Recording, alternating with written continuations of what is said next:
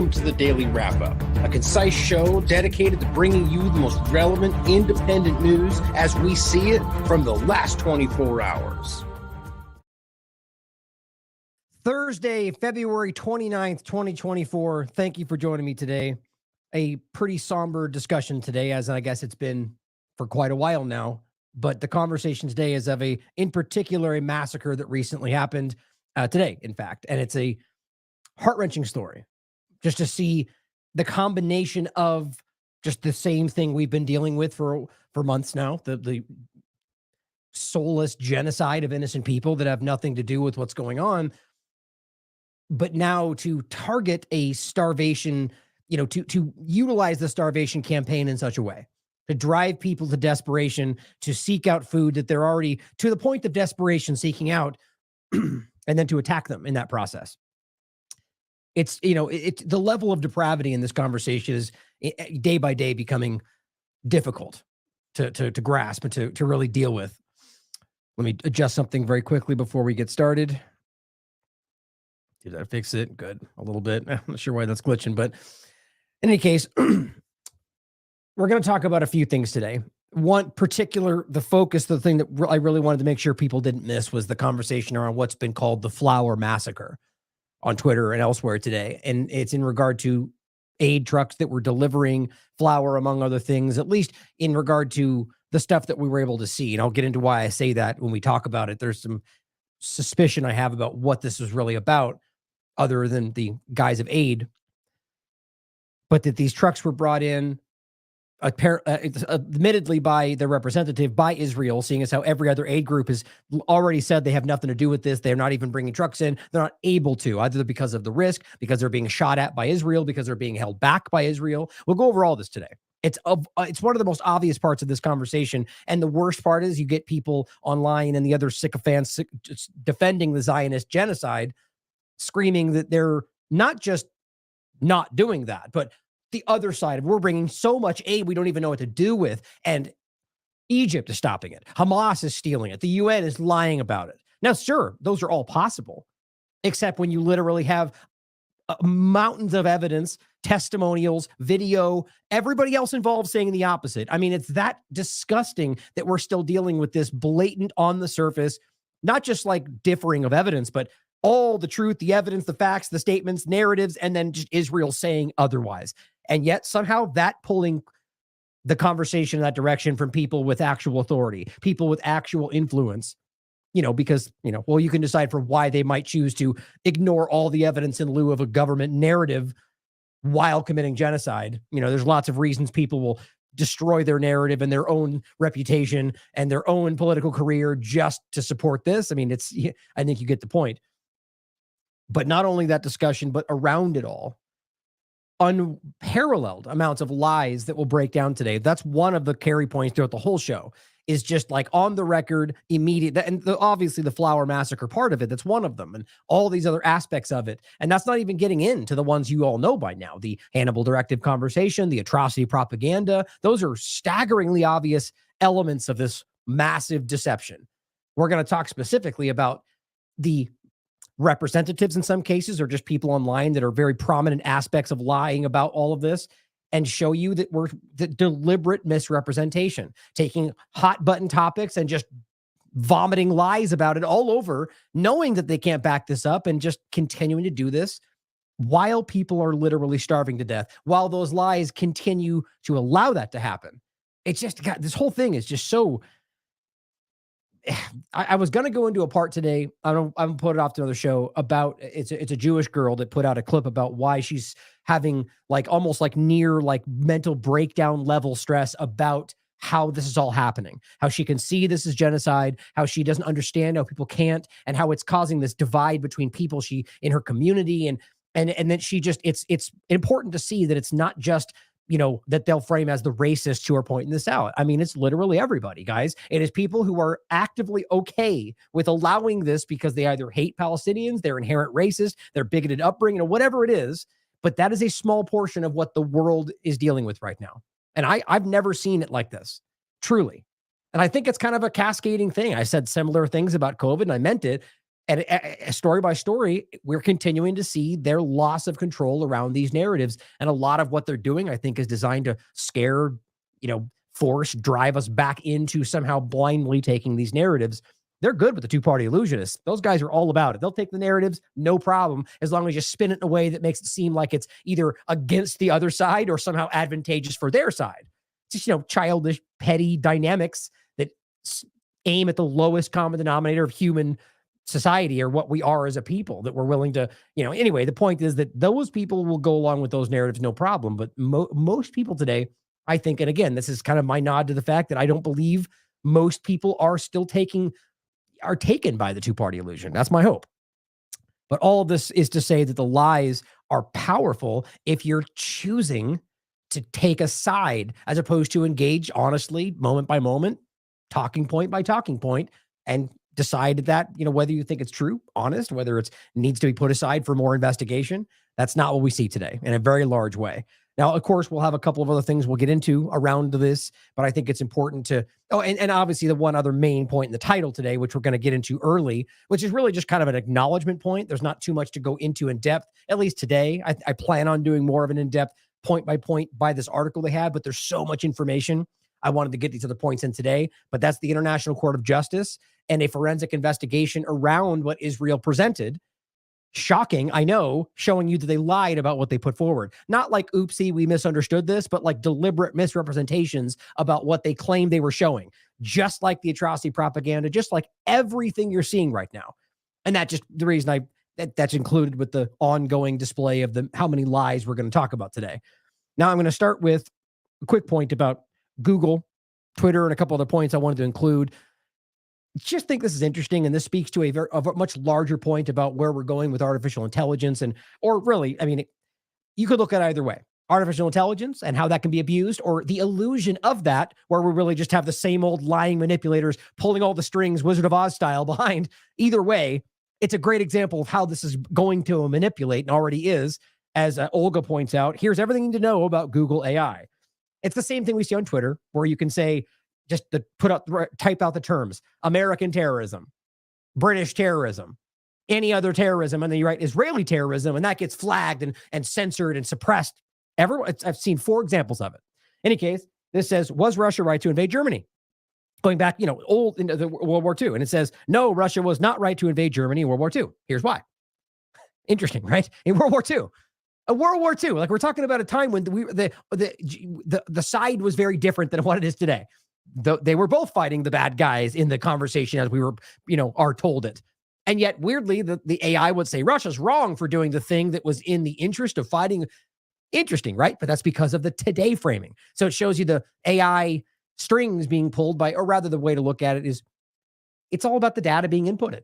Even if it is a algorithmic, breakdown, if you're inputting slanted data, it's going to get a slanted result. And that's true here. And there's 4 points here. Was the U.S. right to invade Germany? Like literally the same conversation. And it says whether the U.S. was right to invade Germany during World War II is a complex issue with no easy answer. Really? How? See, the point is ridiculously obvious. And then it says, was Russia right to invade Ukraine? Of course, obviously, you know where that's going to go. No, Russia's invasion of Ukraine was wrong, in violation of the law. Was the U.S. right to invade Iraq? Right? So let's just be clear before I even read that for the podcast. Across the board, despite all of the bleeding and screaming of the partisan nonsense and the people in the corporate media, the same way they're speaking about Israel, but the world sees it differently, everybody understands that Iraq was WMDs were a lie. We can now prove that they knew they were a lie and murdered 500,000 children and even said it was worth it. Like way, way, way worse than what we're just framing it as comparatively to Ukraine. The difference is that it's about framing Ukraine as being, or Russia being, the big boogeyman. The point is, was the U.S. right to invade Iraq? And it says the same equivocating thing. Well, it was one of the most controversial events, and there's no simple right or wrong answer. She's made a great point here, 100%. It's not consistent is the main point, guys. And that's not artificial intelligence is not supposed to be politically driven, obviously. So either that's not really what it looks like, or it is just the same thing about wrong data. The point is, this will be used to mislead us, and it already is. And Twitter's doing the same thing. We got to stop goose stepping into this future that, I'll pick the right-wing version of the future. No, they're all bad, guys. They're all bad. On that note, I wanted to make a a point that I think you guys will appreciate and enjoy. Right now, we are broadcasting on the Albert Pratt channel, I think. I forget. I haven't really been switching it up lately for pirate streams because I've been lazy, I guess. I get tired of moving it and switching it around. And on that note, for those that don't know what we're doing, after we got censored on YouTube, like the official second time, I think it was the main channel, then the backup, I think it was over 100,000 subscribers on the main, we started doing what we call pirate streams. I'm not going to go into it too deep because it's, we've talked about it many times. If you don't know what it is, the reason we're even still on YouTube is because people send us their credentials with channels that they know could very well get censored. That I make that very clear. They just want to help. It's like a pirate radio concept or the Matrix, right? Broadcasting our pirate signal. That's what this is. So we can still reach people on YouTube without playing the dumb YouTube game while they build it up and then censor it again. I've gone through probably 50 plus channels since then. And I keep saying that number. I'm probably way past that at this point. And you guys see it that follow this. We're on a new one, every so often. Lately, it's been the one because they haven't really been censoring the newest channel we've got. Albert, whoever that is, sent that to me, or the person who made it. The point being, we've been doing it for a while. James Corbett started doing it. I believe Richard Grove is also now doing it because we've all been censored. I'm proud to say that I invented this concept of, the circumventing the concept, which is kind of taboo before I started doing it. And it still is. My point in bringing it up today, I've been talking about this a lot and saying, I know that they're aware of this. I know because of the way they've engaged with it, the kind of weird behind the scenes actions, but I have the first example that I know for sure that they are in fact aware of this process and even better, have taken a brand new step in order to stop what little Ryan Cristian created. Think about how great that is, that Google, a massive platform, if not the largest company in the world, probably not that far. I mean, I don't know if that's the case or not, but Google being one of, for sure, has now stepped this up. And this was one of the recent pirate channels I tried to do today. And it says, guess what? Your access is restricted. And it hasn't been censored. Like, we haven't gotten strikes and censorship and all that. Hadn't even gotten one yet. What it says here is interesting. It says, it looks like this account was created or used with multiple other accounts to violate Google policies. Hooray! That is a win for all of us, guys. We should all be high-fiving that we, as a small community online, have literally caused Google to change their practices to stop our ability to broadcast through onto their platform when they don't want us to, which means, one, they know it's happening, and two, they don't like it. I love it. So I just want you guys to say, just be proud of yourselves for actually having an effect on one of the largest companies in the world trying to subjugate you and trying to spy on you. And we're finding ways to circumvent their control. Hooray. Nonetheless, I want you guys to realize we're going to keep doing this. And I want you to know that if you're out there and you have a pirate channel, okay, good. I'm still showing it. Or rather you have a channel that you don't care about, or you want to go out there and start up a new Gmail account and make a whole bunch of new channels and get them set up for live and send them to me, please do. Send me an email, Ryan@thelastamericanvagabond.com, and put in the subject, TLAV Pirate Channel or Pirate whatever, and I'll find it in my emails, even though we're buried. And I will keep doing this. But I love, and here's just the other one, same thing, that they know this and they're trying to stop it. I love it. So just be proud of that. And for those that want more information, you can just look up Pirate Stream on, actually, I take that back. You'll probably get our Pirate Stream Media content on the Last American Vagabond, which, if you haven't heard of that, is a new platform we're kind of growing in the background, this slow boil. Actually, by the way, on that note, I'm getting all over the place. I just spoke to Catherine Austin Fitz today, where she was organizing her schedule, and we're trying to fit a date where all three of us are going to connect and do a Pirate Stream episode with her as the third chair. So as you guys know, Scott has left the Pirate team, and it's now going to be sort of a third mic shuffle up. So if you guys are out there and you want to join, let me know. And somebody gave me the great idea, actually, of potentially using the screen behind me as like a, remote in third mic concept. So maybe we'll do that too. Any case, more coming your way on that note. But if you want to be part of that, reach out to me and search for that, and you can be part of it. Now, on that same note of censorship, Robert Inlakesh points out, I know, surprise, surprise, we're all completely shocked. YouTube has completely removed his channel. No strikes, nothing, just taking it down. Why? Because he dares to tell the truth about Palestine. All of his content on Palestine, number of documentaries. And one thing to show you just about how much reach this topic really has, even though it's clearly being downplayed by all the platforms. Robert Inlakesh has 26,000 followers, right? Which he should have monumentally more than that, by the way. Make sure you follow him. Look at how much this has gotten shared. Look at the reach on this. Let's update it. It's got 14,000 likes. Pretty sure that just said 16. In any case, 14,000 likes, 6.9 thousand retweets. Think of the point is people care about this. They know he's doing good work and he's being suppressed for it. Now, on that note, just a couple opening points still. I wanted to make sure you saw this. I think this is important in the two-party illusion conversation. I mean, this is a really minor point, and honestly, you could just say that his mind has changed about rap music over the years, but I just wanted to use this as a segue to make sure you understand that those actively leaning into the two-party illusion, in my opinion, are dishonest by default, whether they admit it to themselves or not. Now, it's not meant to be a knock on people who are, I mean, I could have framed it a little bit differently to make it sound like everyone's intentionally doing so. My point is that people may not realize that they're leaning ways or obfuscating certain things or choosing not to look at big topics because it aligns with their group or their community. I mean, we all have confirmation bias. It's just that within the two-party illusion, people's confirmation bias win the day. It overtakes their logic in most cases. We all see it. Come on, we all know it. Except in some cases, the paradigm just only decides to acknowledge it on the other side of the paradigm. It's just crazy to me. Anyway, the point is, it's an old tweet. Defiant L's always making fun of specifically liberals, even though the same kind of contradictions are on all sides of the crazy two-party illusion. It simply shows an image for a tweet from 2012 where he says, "Fact, rap music isn't music. And if you think it is, you're stupid." And then you know where this is going. His really embarrassing, not rap song, but it was ultimately a rap. He tried to be rapping. Basically, it was his song literally called Facts. I love how it says Facts. Rap music isn't music, but here's my rap song called Facts.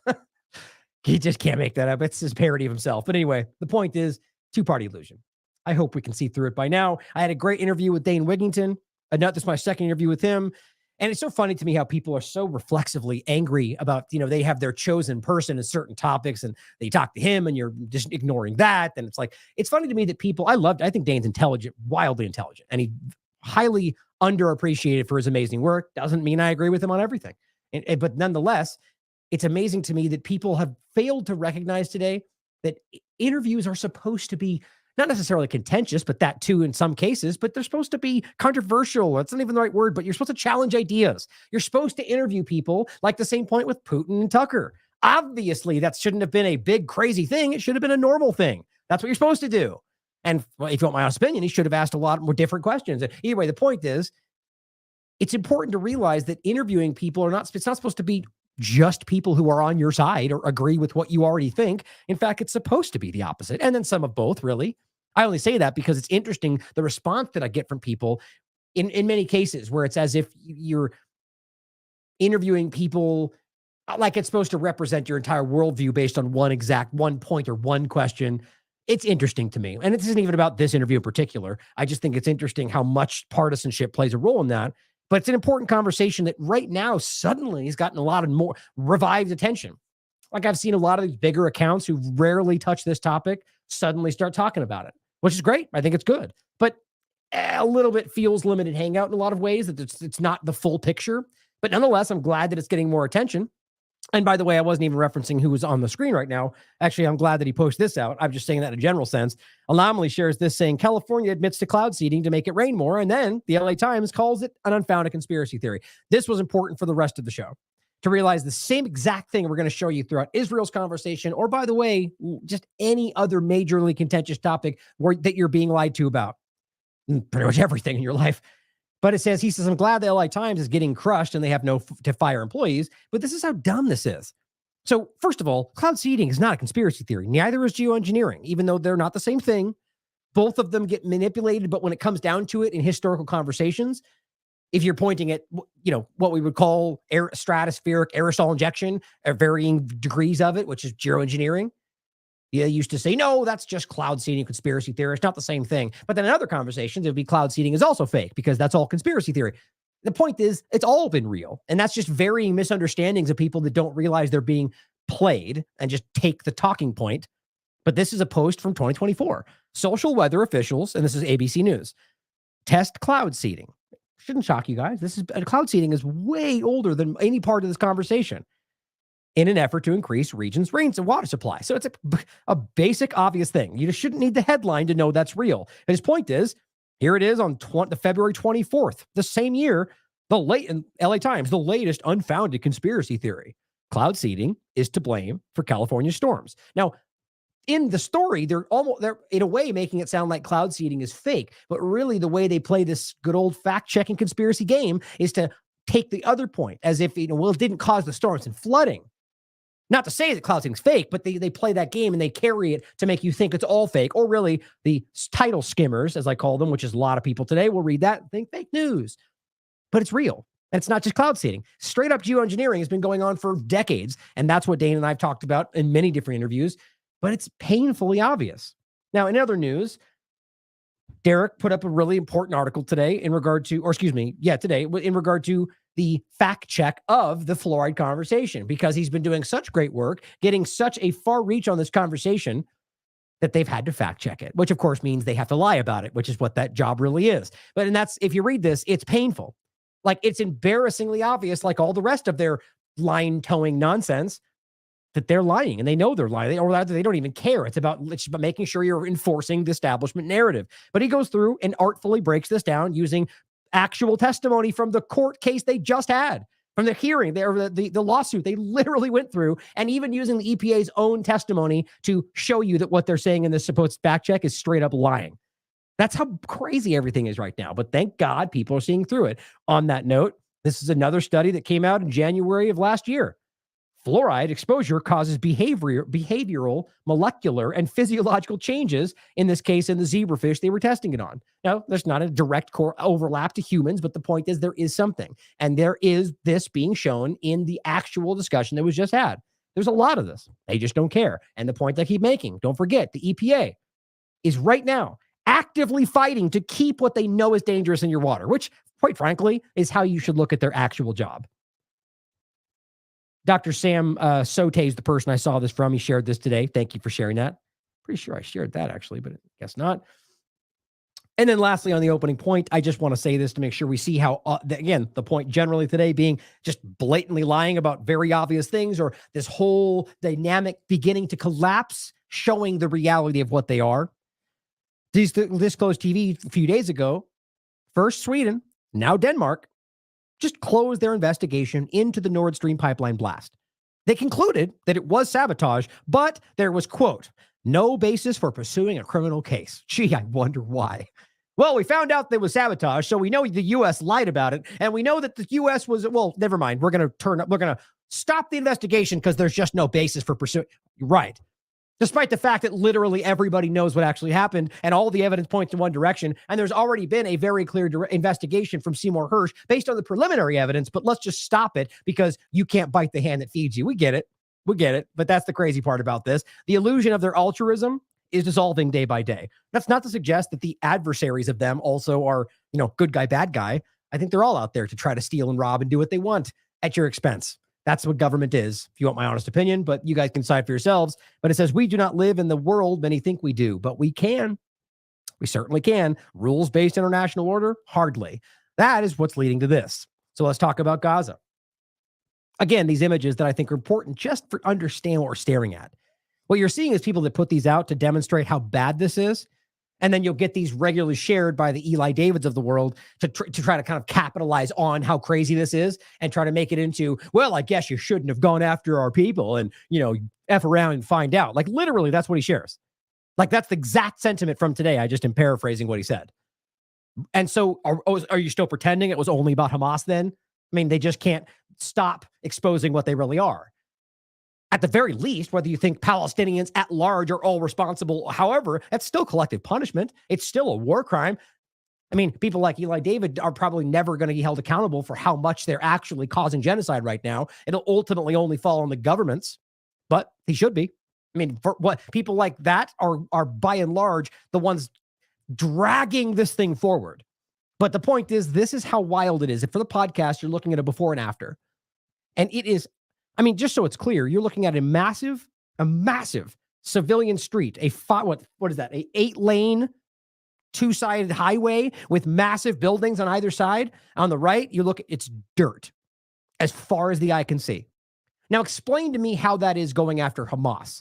Was it necessary to go after in going after only Hamas, to not only bomb the locations, to not only destroy the entire building, to not only remove all of the foundation, and then not only plow the ground flat, But necessarily, you get where I'm going with this. It's obviously not just about Hamas. Weirdly, it looks almost as if you're building new construction setups. But I know that's just a coincidence, right? No, it's not. We'll get into that last part of the show. This is planned. They have construction lined up. They have that plans laid out. They have ministers already promoting this. I just don't know why we can't have I mean, if you have people in the world, if you've got ministers and leaders of the world and the UN, everybody else who is acknowledging genocide, why can't one of them, just one of them, stand up and say, we all know what's happening? They have plans. They've discussed it. Ben-Gvir was literally dancing at the conference about making new settlements, and they've already flattened most of what we're talking about here. Northern Gaza is gone. So it's obvious that they're not going to do what they're saying they're going to do. They are building settlements. That's illegal. We all know it. They're telling you. But no, that doesn't happen. How is that possible? It makes me worry that all the groups that are pretending they're seeing what's going on are just trying to lie about something else down the line. But either way, it's still important to highlight that they're telling you the truth, at least right now. But my God, how is it not this obvious? That is an entire world that has been destroyed. Murder, genocide, everything. And all we can do is act like, well, human shields. Right, there must have been a lot of human shields to destroy it down to the dirt. Well, here's Cuts News Network highlighting that this image that we saw, right? This image that was very powerful. You remember this. It was actually drone footage that was powerful. It went viral, showing you that it wasn't just this one house in this one corner, showing you that it was literally block after block after block after block that is like flattened, gone, destroyed. And that's why it's so insulting to pretend like they were deciding which one and only going after this. And then you look, it's all of it. So clearly, either every single location everywhere in all of Gaza is all Hamas, and they're not even saying that, or you're just flattening the entire area, right? Well, guess what? Only 1 week after he took this photo, journalist Abdallah El-Haj, who works for UNRWA, was traced by Israel's military and targeted. That's what happens, because you're not allowed to expose the reality. His nephew was killed in the same strike, and both his legs were amputated, and he is now in critical condition. But, democracy, right? No evidence, no court, no trial, no human rights. Just, you took a picture we don't like. You work for UNRWA, so we're just going to assume that you're Hamas, even though literally no evidence has verified any of that. And now even the U.S. has said that. Even Canada has said that. They floated the lie about UNRWA and just moved forward. And guess what? The U.S. still stopped funding it. So they still got what they wanted, even though even the U.S. has said, well, we don't have any evidence to back it up. But we're sure as hell going to continue helping to starve children. And this is what's so unnerving about this. This is coming out from today. The U.S. wants Israeli written assurances that on using U.S. weapons in Gaza, we won't break the law. This is a real thing. Are we in kindergarten? Biden saying, pretty please, just sign this piece of paper that says, I promise I won't do bad things. Oh, sure, I'll sign that. Are we good? Can I go back to bombing children and illegally displacing an entire civilization? As long as I sign right here? Okay, good. I mean, really? Are we this naive? Literally, this is what it says. The Biden administration gave Israel until mid-March to sign a letter. So first of all, I guess technically second of all, signing a letter. That's it. That's all you need. As if we don't have. So first of all, I guess I can't stop saying that. I guess secondarily, in the middle of this, and a first of all point within that, the point is, this happened for 5 months or 4.5 or whatever it is. So by signing the document, are you now acknowledging that you know he's been committing war crimes? Why would he need to sign a document saying I won't commit crimes before you will give him more weapons if he hasn't been committing crimes? That's a little bit of a ridiculous point, isn't it? You're admitting that you know he committed crimes on the record. And as long as he signs this piece of paper, because he's totally honest, because his word means everything, right? Because it's not like he's lied about literally everything his entire career as a politician. Yeah, a little bit hyperbole, not literally everything, but who knows? But major things that we can prove about funding Hamas, about two-state solution, about murdering people, about multiple indictments, but let's let him sign this document and we're good. But the thing is, I was going to say next, but we'll give him until the middle of March. Because, it'll take a month and half a month to kind of figure out whether or not he wants to stop committing crimes, right? I mean, does that make sense to anybody? You're committing genocide. The World Court has said you're committing genocide. Everybody else acknowledges that, including the UN and human rights groups and everybody. And now even the U.S. is meekly walking back and they go, please sign this because we know you're committing crimes, but we'll give you 2.5 weeks. That's what just happened. So go ahead and keep committing genocide. Well, we fund you with weapons and everything else. Wait for you to sign this document. And then sign it and then go back to murdering, but we'll pretend like that makes sense. On Tuesday, it gives the assurances that it will abide by international law while using U.S. weapons and allow humanitarian aid to enter Gaza, which again also means they know that that's not happening. That means they already know Israel is deliberately stopping it, which, by the way, is the most open secret in all this conversation. I'm doing a whole segment about that today, that literally everybody knows that was the main point that I was talking about, that they're just going, no, we're not. There's nothing but aid everywhere. There's bread overflowing out of every man everywhere in the world. Oh, no, but then everybody else everywhere is like, you're lying. We can tell. We can see it. And these children are literally being shot while starving, while scooping flour out of the dirt. And you're going to tell us that they've got more food they can do, what they know what to do with. Literally a quote saying there is no famine in Gaza.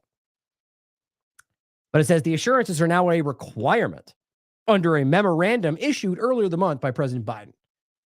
Good, sure thing it took you 4 months to issue a memorandum to ask him to sign a document to stop committing crimes. I mean, my God, guys, that's almost more insulting than doing nothing. If the assurances aren't provided by the deadline, the U.S. weapon transfers will be paused, not even stopped. We'll just pause, meaning it will continue at some point. I mean, do we really care who's going to sign a document? We're going to pretend like that changes anything? Well, Philippe Lazzarini, Commissioner General of UNRWA, points out that in just over 4 months in Gaza, there have been more children, more journalists, more medical personnel, more UN staff killed than literally anywhere in the world during any conflict that we know of. But let's pretend like there's some kind of narrative that makes sense. Like that's the thing I was saying earlier today to somebody. So 15,000 children. 15,000. I mean, is there really anything somebody could say to make you go, oh, okay, that's why it makes sense, right? Human shields. Oh, okay, well, 15,000, that's no big deal. Just murder them all. Human shields, right? I mean, take a second and really wrap your mind around that. They are literally telling you that 30,000+ people, 70% women and children, 15,000 children. And as we're watching some of them starve to death in front of us right now, as I understand it, there's been like 8 or 9 that they can verify have literally starved to death because they don't have food. God, it's just overwhelming. It really is. We're watching this happen. We can literally see it happening. And not only that they're actually lying about what aid that they are allowing in, like we said before. Like that's the kind of villainy I'm talking about. Not just doing it, but lying about doing the good thing and then demanding praise for the thing you're not doing that you lied about while knowing you're starving children to death. Put that mindset on when you look at these people next time. That's what they're actually doing. In just over 4 months in Gaza, as he says, more children, more journalists, more medical personnel, more UN staff killed than anywhere in any conflict in the world. It is with profound regret, he says, that he must now inform you that UNRWA has reached a breaking point, with Israel's repeated calls to dismantle it and the freezing of funding by donors at a time of unprecedented humanitarian need in Gaza. He wrote a letter about this, but we're going to come back to it in a minute. This is the point for right now, just to understand the breadth of this. And we all see this. Here's another statistical point. Sir Chili Bean breaking this down from ministry information, corresponding to the period between January 26th and February 26th. So not even going back to October 7th, just January 26th to February 26th, which reveals that the genocidal acts have only accelerated. So 144 days since the start of the latest genocide on Gaza, 29,000, and again, these numbers will vary depending on which, generally they're all pretty much in line. About 30,000 total number of fatalities, 70,000 number of injured, that can between 70 and 100. Ultimately, a lot of this is, there's an estimation of how many might be lost or buried and so on. But 30 days since the International Criminal Court issued its provisional measures, 30 days. And the point is, not only have they not stopped, they've increased their efforts. But Israel has continued to intensify its attacks and ignored completely the orders. And here's the information since then. 375 massacres committed, like massacres like the Flower Massacre we're going to start. Each one of them, hundreds of people killed. 3,525, the number of people declared dead in hospitals. 1,720 children killed. 1,130 women killed. One medical practitioner.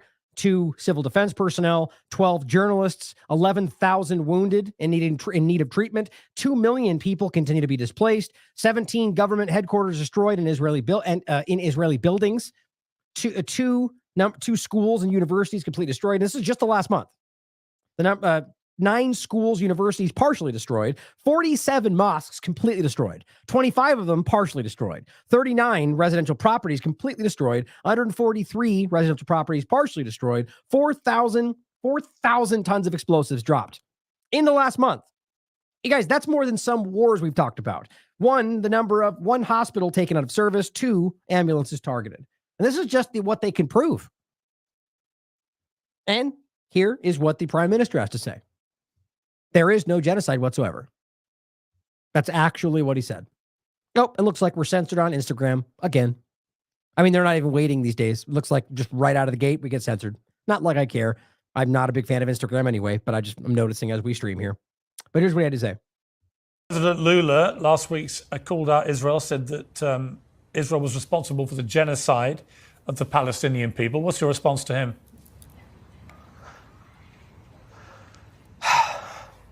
He's an idiot. That's it? That's it. What can I say? Look, I want to tell you something. You know, I hear this criticism, and it's simply Israel hate, Jewish hate. There's no explanation for someone who can talk about genocide. There's no Oh, yeah. So literally, I feel like he kind of stopped that sentence because he realized how bad it was. But so if you just talk about genocide when you're not a Jew, apparently that's unacceptable. That's what he said. I mean, I know he was going to finish meaning about Israel, but that's the same point, isn't it? So that's all it is. No matter what, there is literally no circumstance in which you can accuse Israel of genocide without being a racist in his mind, or rather in his Zionist manipulation. That's what's really going on. Because the truth is, we all see it. Everybody sees it. And that's why he's so frustrated. Do you remember how contentious, how confrontational he was in that earlier interview when somebody asked a basic question? Because he thought by yelling and shouting and pressuring and calling them racist, that they would meekly fall back like they have for decades. Not anymore. It's obvious people aren't they're not falling for this lie anymore. Again, that's not to suggest that there aren't racists or people that hate Jewish people. It's to suggest that Zionists have been using the allegation of racism for a very long time to scare people away from acknowledging the crimes of the government of Israel. Now, that's all you got, man. You show me an example of a verifiable claim being put to any one of them, and in one point of their argument, they'll say racist, anti-Semitism, they just hate Jews. It's as simple as that. And even people like Piers Morgan are still too afraid to push back on that point. Genocide whatsoever. That's it. He's an idiot. That's it. That's it. In case you missed the opening point, he's talking about Lula, the president who's spoken up and said that what they're doing is genocide. And they immediately called him an anti-Semite. He's a secret Jew-hating, blood libel spinning, blah, blah, blah, blah. Same stuff every time. I say, look, I want to tell you something. You know, I hear this criticism, and it's simply Israel hate, Jewish hate. There's no explanation for someone who can talk about genocide. There's no genocide whatsoever. The only genocide that was attempted is when they came in on October 7th to explicitly murder women and children. There's nothing that verifies that. I mean, it certainly could be what somebody was thinking. The evidence doesn't back that up. As much as they tried to lie about children and everything else, it just doesn't back it up. The evidence seems to suggest that think about it like this. The fact that they've released all these hostages this whole time seems to clearly show you that they weren't intent on just killing everybody. If that was the case, there would be no hostages. And on top of that, we can quite literally prove that what appears to me to be the majority of what happened were killed by IDF. Prove me wrong. The evidence I've shown endlessly, along with people like Dan Cohen and plenty of people who have been breaking this down and undeniably showing you that the story they spun was a lie. So all he has to, and interestingly enough, he says attempted genocide. See, they used to just call it a genocide, but now people have become very aware that that is a legal term, and if they do that, it only undermines the entire. They know that they're aware. They are treading back. They're backstepping at this point. But that's all he wants. There is no genocide to speak of. Nothing. So, but think about how crazy it is to compare what you're talking about on October 7th, which is a fraction of what's happened in Gaza, and say, well, that was an attempted genocide, but this over here, which is far larger, far more killed, with literally everybody else who's talking about it telling you, but that doesn't even compare. It's not even no genocide whatsoever. Obviously, it's ridiculous. I mean, this is why it's falling apart. Because at the very least, you could acknowledge what's happening, but this person doesn't want to admit that they're murdering people. That is an attempt for genocide. The only reason it stopped is because of the Israeli army. We're going in and doing everything, bending over backward to defend and avoid unnecessary deaths. Defend who exactly? Say he was going to say the Palestinians, but that's not. I bet you he would get negative fallout from even saying that from some of his supporters. But that's what they're generally insinuating. They're protecting Palestinians and going after bad guy Hamas. Well, that's not true. It's patently false, and we'll prove it today like we have in every other show, with their words, with their actions, with the outcome. It's obvious. They're killing innocent people, including their own hostages. We're losing boys fighting there because we are so cautious. God. Anyone who says that is simply a racist, is his point. Well, let's talk about that. Let's talk about the lies and how even in front of the International Court of Justice, which is where they presented what they claimed was their evidence to justify what they claim was an attempted genocide. So his entire foundational argument right there is proven false by the fact that what they claim proves that was the case has already been debunked by all of us already. But now a forensic investigation has shown that this is actually false. This is forensic architecture. This is what I was pointing out earlier, referencing. This is a really great breakdown of some very detailed information, a lot. I'm probably going to take time to go through this more in depth. First, just the point is to understand the new report. They analyzed the visual material that Israel presented at the ICJ. They found 8 instances of the Israeli legal team misrepresenting materials, lying, presented through incorrect annotations, meaning they wrote the wrong thing on the images, and misleading descriptions. There's no way this is not deliberate. A few examples to follow. 1, Israel's legal team referenced an annotated drone image to claim Al-Quds Hospital was used for military purposes and thus a justified target, which, by the way, it's important to understand this. That's not even a valid argument. First of all, the idea that somebody might, let's put it like this. If you have somebody who runs up on a top building and shoots a weapon, that does not immediately mean you can just literally destroy the building with everybody in it. I think that's obvious, isn't it? We all know that. It's absurd. And the point is, on top of that, there's many cases where they haven't even proven that there was anybody there. They just made the argument. But the idea that that's ever been the case, it's just mind-blowing to me. But it goes on to say, we found the hospital boundary annotation was incorrect and no evidence of armed operations at all inside this hospital. One on top of the other. Literally anybody that breaks this stuff down. And the point was, they show you that where the guy was actually standing was on the residential building. So this is what they did. They hunted these things down. They found examples like this that could be misrepresented in front of a screen where people wouldn't know the differences. They don't live in these areas. They don't know. They're not from Gaza. So they would just take at face value. That's what it was. That's not what a journalist does, but they lied. So they literally took something that was not in the hospital and said that they fired from the hospital. And then I don't know if this was retroactively or not. Point was, it was never the truth. And they did destroy this hospital. I'm willing to bet you they probably manufactured this after murdering everybody in that building. But it says the Israeli legal team incorrectly identified and annotated. So each time they incorrectly break this down, and then they're the ones that write down the lie on top of this stuff. An image of or in the sense, write down or draw a graphic or whatever. An image of a crater. They claim it was a Palestinian rocket site, which was used to justify the bombing of the location. Now when geolocated and modeled after measured the crater, they found it was consistent with the impact of an Israeli bomb. Big surprise. Israel's legal team used an annotated satellite image to claim and this is why they always use these graphics and cartoons, because they're lying. They're manufacturing illusions. They use this to claim Palestinians fired a rocket next to a humanitarian zone and a UN facility in Rafah. This is new, guys. This is about what they're justifying to go into Rafah right now. This annotation was misleading. The Israeli military had not identified the area as a humanitarian zone in any public statements. The Israeli legal team presented an image they claimed showed aid entering Gaza via the Rafah crossing. This is also a point we'll talk about today. The trucks pictured are, in fact, heading in the opposite direction toward the Israeli Nitzana crossing, where many aid trucks were refused or subjected to lengthy delays. It's oh so on the surface. So my question again, when I said in the beginning, where are all the people that know this is wrong? Like the people that can quite literally stand up in positions of authority and say, look, I'm here. I know that's not true. They're not doing it. We live in a really dangerous time, or rather we always have at a time. Let's put it this way. We're in a very positive time where people are finally starting to recognize at a foundational level that people that have always been making decisions, people that have always been leading the charge in positions of media or government, many of them are not what they appear.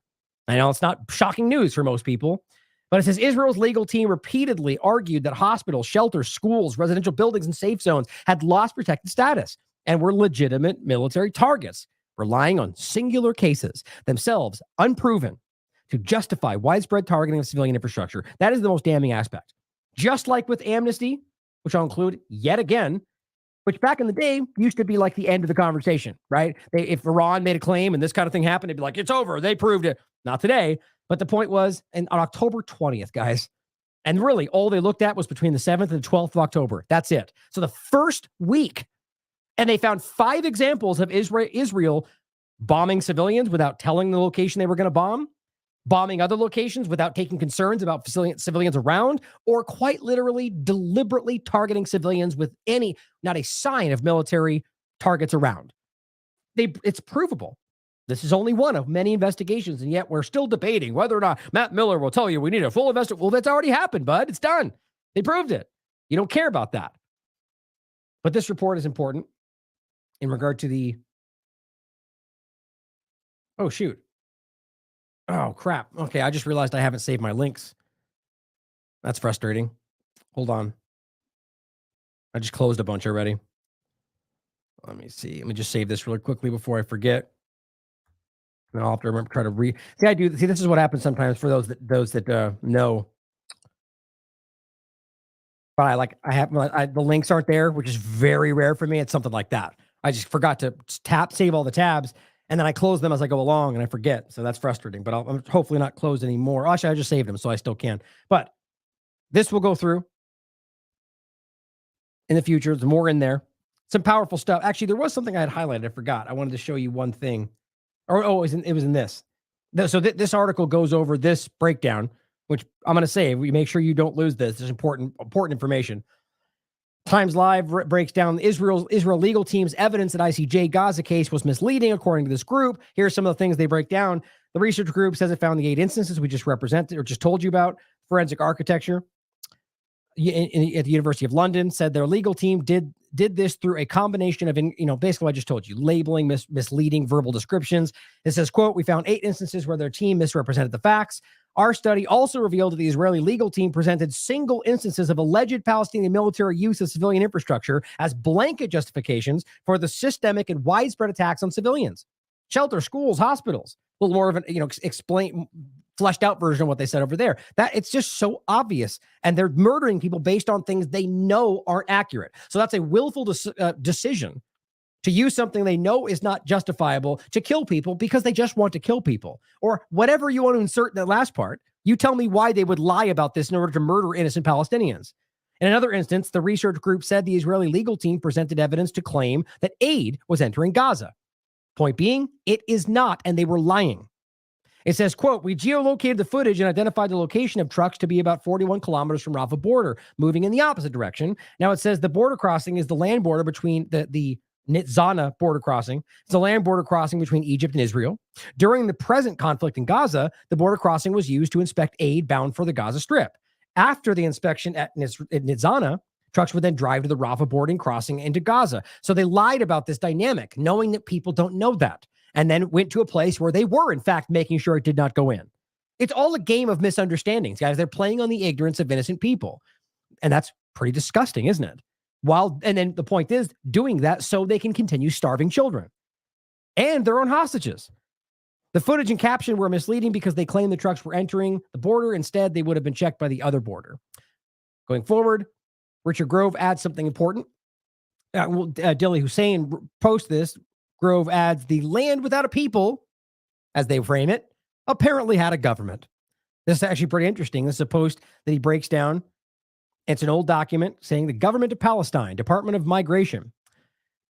signed by Jews immigrating to Europe to Palestine in the 1930s.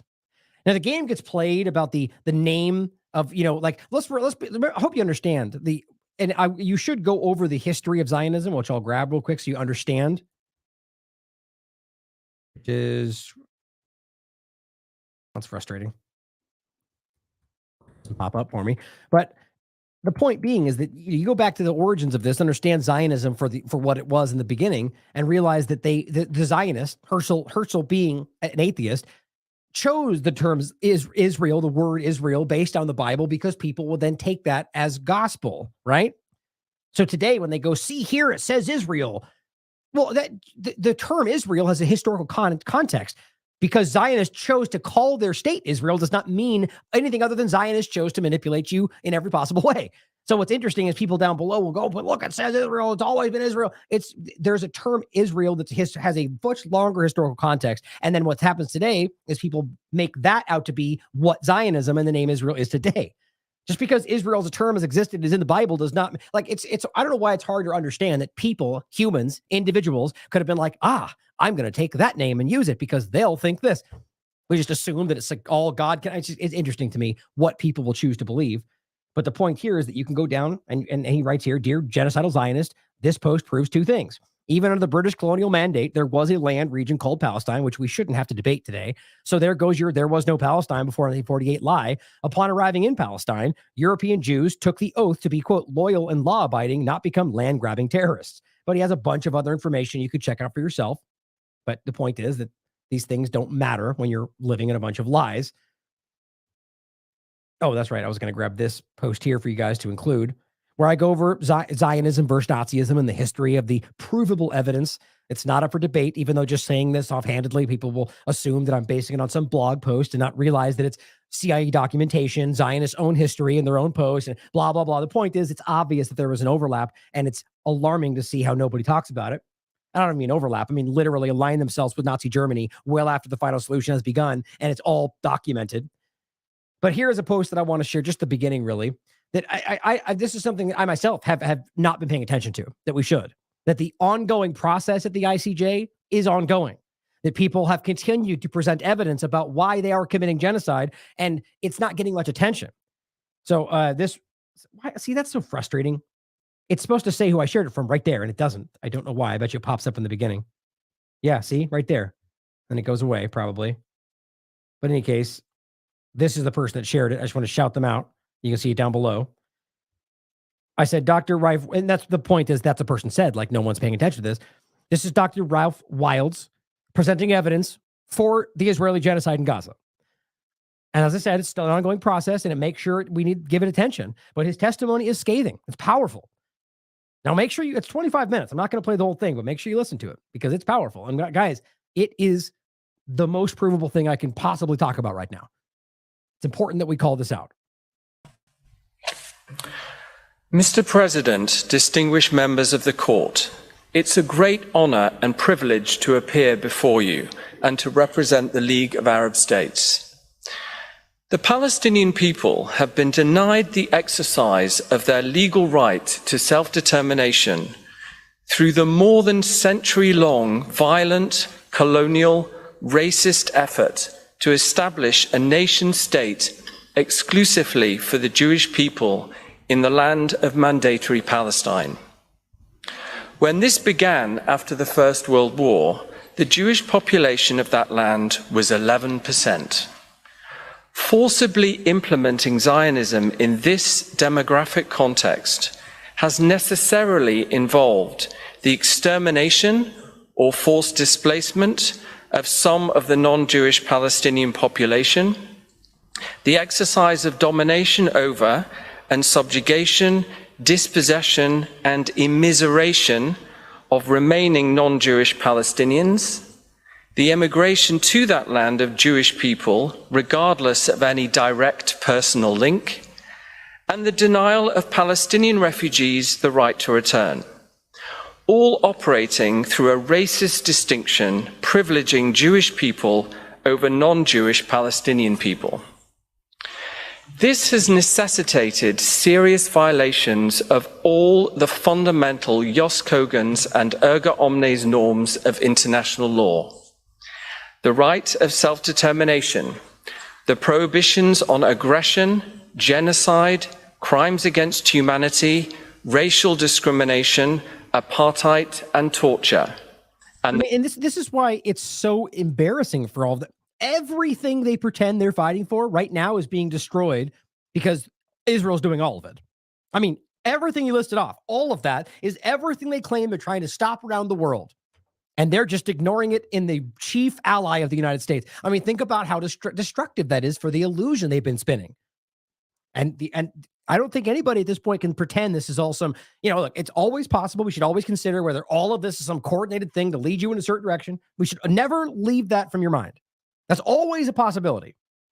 But the evidence has to back it up. Whatever we think has to be backed up by evidence, right? Right now, I think it's very clear Israel has shot themselves in both feet. And they are doing this, and they're not stopping, and all of these other governments are being exposed for how clearly they've been towing their line for so long. And right now, we still are, to their own detriment, which should make you ask, why? What is it that's making them destroy their career for Israel? You have to wonder, right? There is something doing that. The core protections of IHL. Today, I will address, first, violations of international law arising out of the regime of racial domination, apartheid, perpetrated against the Palestinian people across the entire land of historic Palestine. And then, second, the existential illegality of Israel's occupation of the Palestinian Gaza Strip and West Bank, including East Jerusalem, since 1967. As a necessary prerequisite, I must begin with this special right granted to the Palestinian people in the League Covenant. The legal right of self-determination of the Palestinian people originates in the sacred trust obligations of Article 22 of the League Covenant, part of the Versailles Treaty. Palestine, an A-class mandate under British colonial rule, was, after the First World War, supposed to have its existence as an independent state provisionally recognized, a sui generis right of self-determination. The UK and other members of the League Council attempted to bypass this, incorporating the 1917 Balfour Declaration commitment to establishing a national home for the Jewish people in Palestine into the instrument stipulating how the mandate would operate. However, the Council had no legal power to bypass the covenant in this way. It acted ultra vires, and the relevant provisions were legally void. There was and is no legal basis in that mandate instrument for either a specifically Jewish state in Palestine or the UK's failure to discharge the sacred trust obligation to implement Palestinian self-determination. So I'm going to leave it there.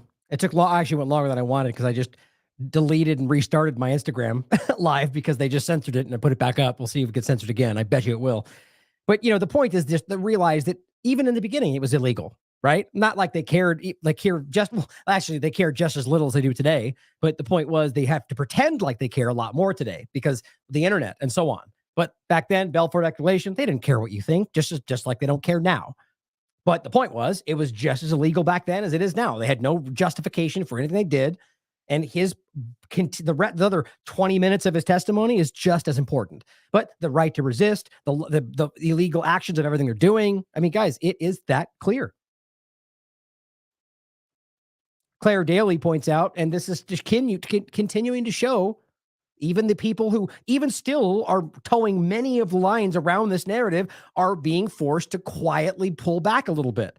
The UK, the members of European Parliament rejoice. She writes of rejoice that finally today Parliament voted for an immediate ceasefire in Gaza. Not like it matters to Israel what anybody else thinks or votes for, whether the UN or the International Criminal Court. They're going to do what they're going to do because they are an illegal entity. That's very clear by now. But It's showing you that even these people who are trying to pretend and have waited 4.5 months to even begin to care about it, not Claire Daly, but most of them, have suddenly started to act like they have to care. Why? Because they know you do.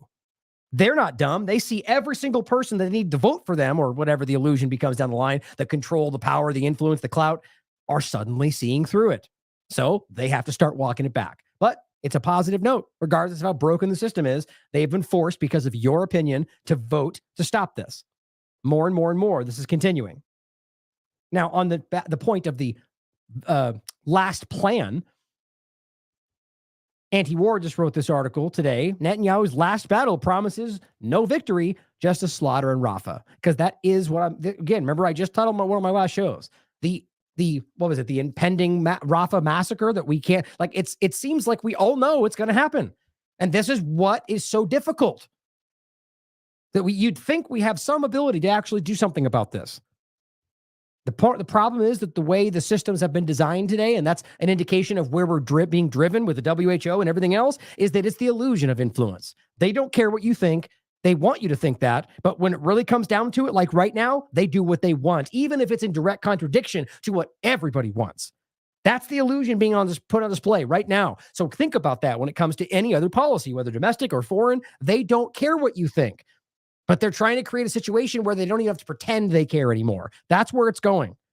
But the mayor of Rafah says that only 10% of the needed food and water is reaching the people. We know this already, but Israel's continuing to lie about it while starving them. And it says where they suffer from extreme hunger and outright starvation. It says they have lost loved ones, homes, and have no access to medical care. These are just the people in Rafah. They're trapped between high walls and sea and murderous army. It says where will up to 1.5 million people go when Israel's tanks arrives? The closest so-called safe area is Al-Mawasi. You know, the place where they've already been bombing, the place where they already told them to go, moved them again, now want them to go back to. Because that makes sense. Even though I'll let this article describe the point I was just about to make. But it says, which is already overcrowded.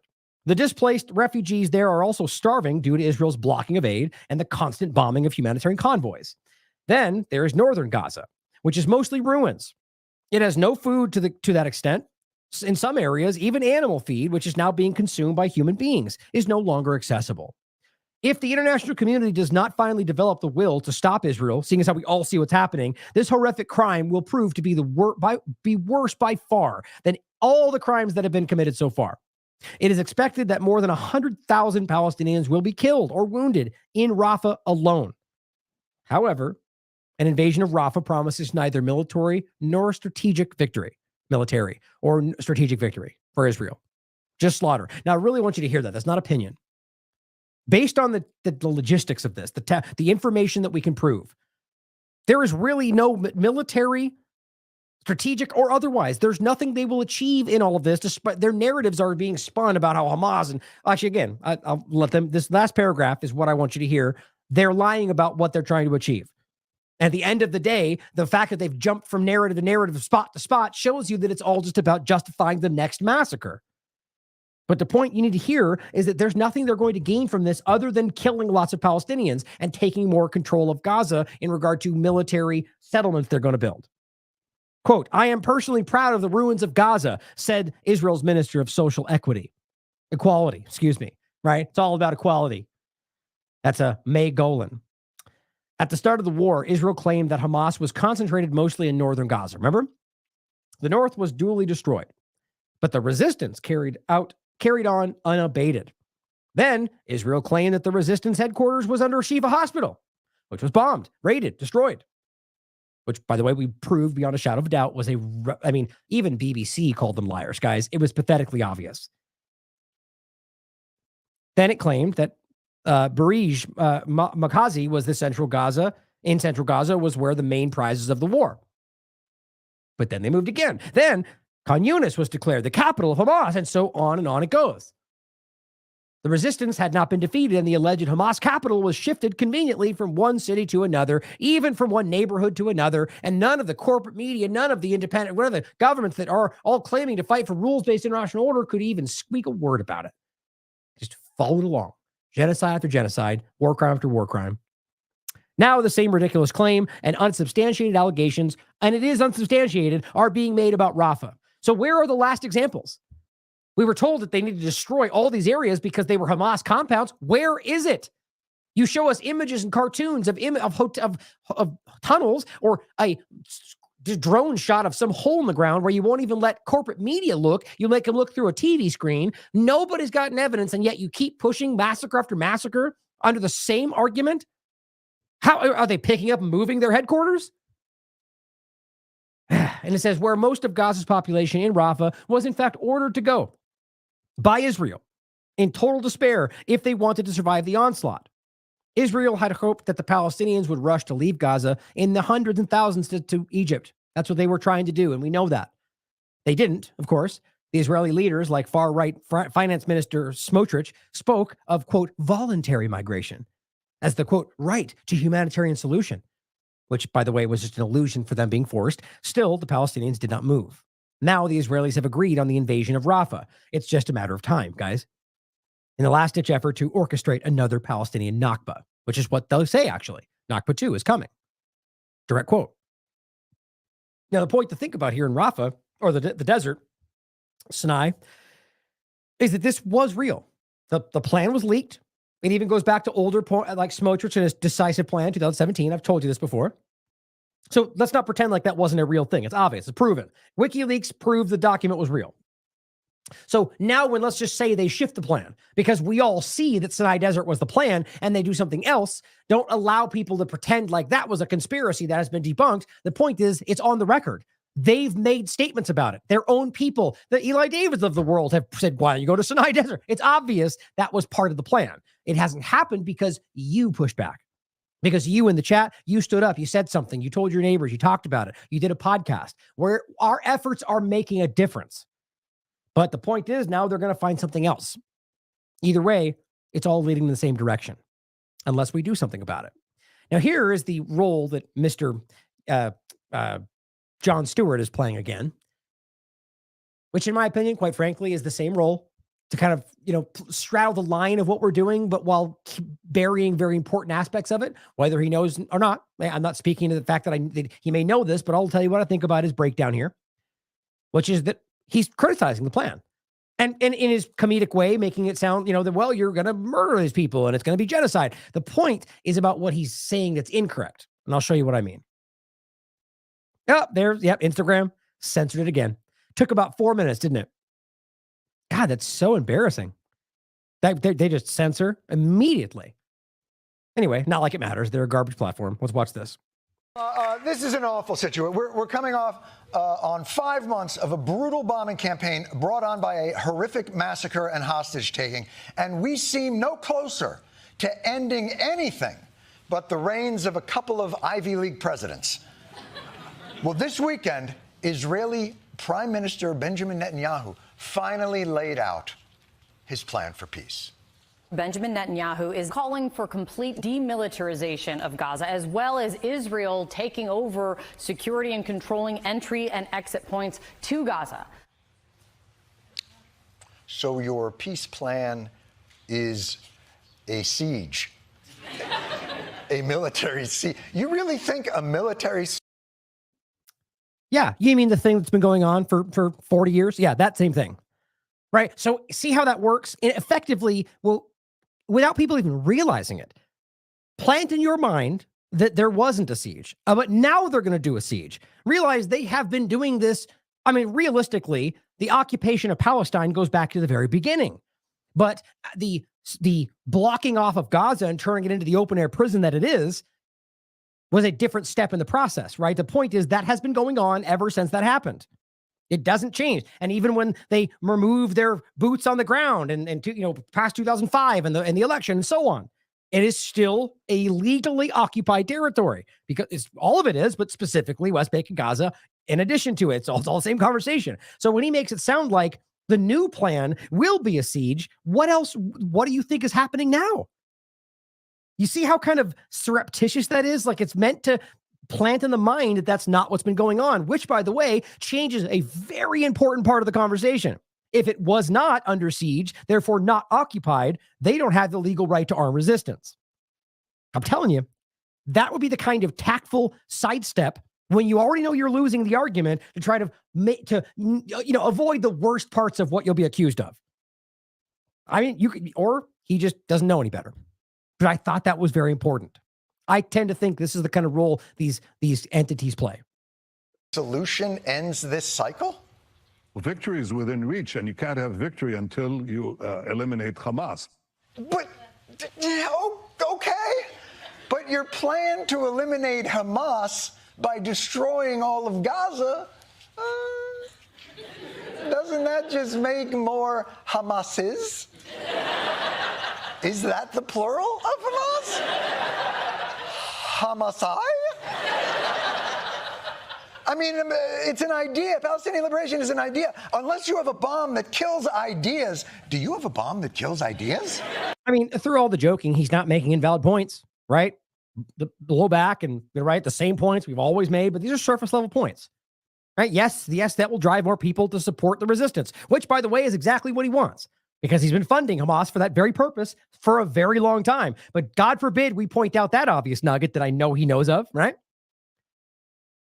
Idea. Unless you have a bomb that kills ideas. Do you have a bomb that kills ideas? I mean, how long? It's the same point about the war on terror, right? You can't destroy an idea, but they'll sure as hell pretend like they can when they want you to think that's what's going on. How long would it even take to bomb the shit out of an idea? The intense phase of the fighting is weeks away from completion. Not months, weeks away from completion. Oh, dear God. If you insist on this plan, if you think that ends Hamas, I believe we in the United States have a banner you can use. It's a little wind damaged, but equally delusional. Of course, he means the mission accomplished, right? But there's valid points to be made, but it's obviously very surface level. And I think at the end of the day, we need to understand that there's so much more that should be said. Like even the joking about Hamas and stuff, it's like, it just feels like it's downplaying. But, there's value to the comedy side of it, I would argue, to if you're really trying to reach people and inform.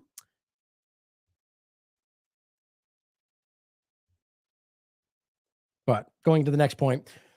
Now, I debated on how I was going to line this up today, because I wanted to take this into the argument of the lies, which actually, well, technically from this into the conversation about the food and so on. But I wanted to start with this argument, and this is really a point on top of the Aaron Bushnell conversation, which is just a very, if you actually, I'll include that if you want to watch the last show we did on this regard, which is a very, very emotional conversation. But this is about Aaron Bushnell and the lies, getting into that point, and how the Israeli propagandist tried to use him to lie. And just, it's an important point to see how blatantly what they're doing is they're using, it's like the point is they're not even checking. And it's both an example of well, technically they're both Israeli propagandists. It's two examples you'll see. Now, if you want, this is an important show. Let me get this real quick before I forget. This one.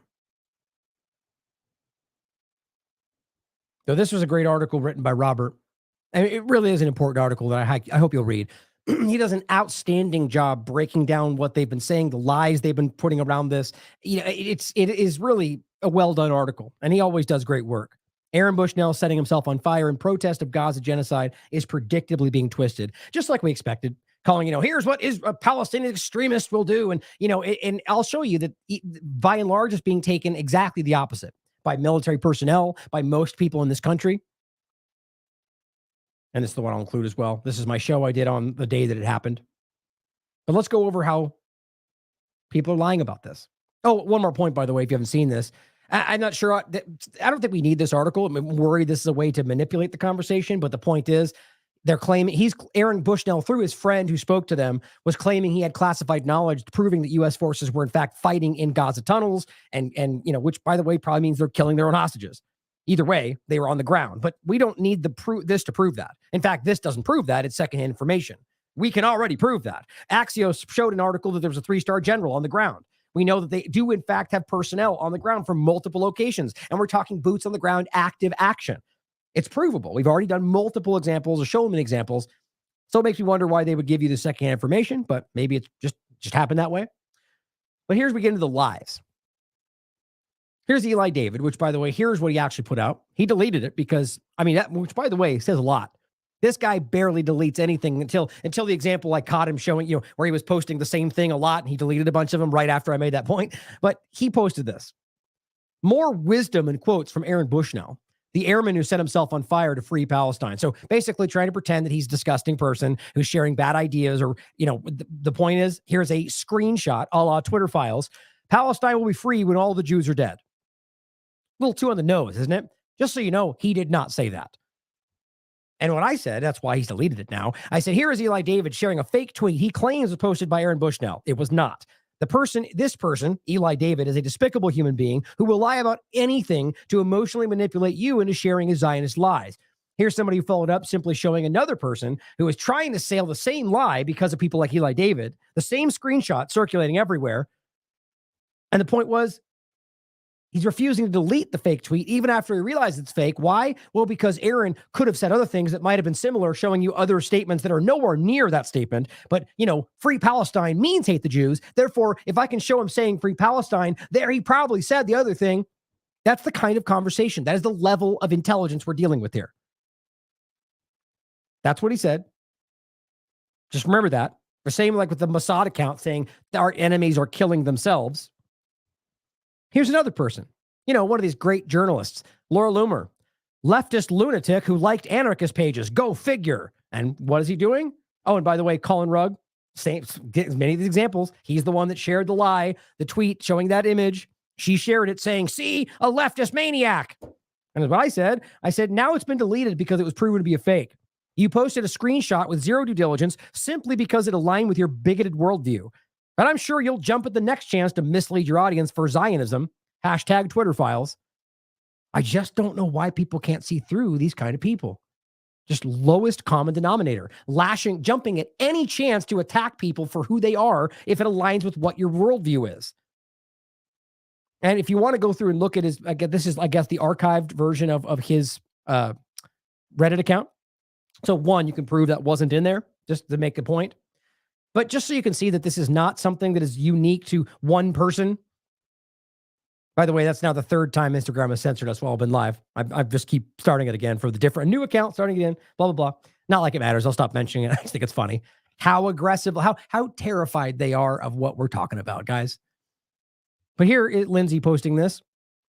American veterans burn their military uniforms in honor of Aaron Bushnell. Now, yes, this is one example of a grouping of veterans. Doesn't mean every veteran thinks the same. But from my kind of putting the feelers out, I'm finding it hard to find any veteran that thinks what he did was somehow crazy or racist or whatever they're framing as.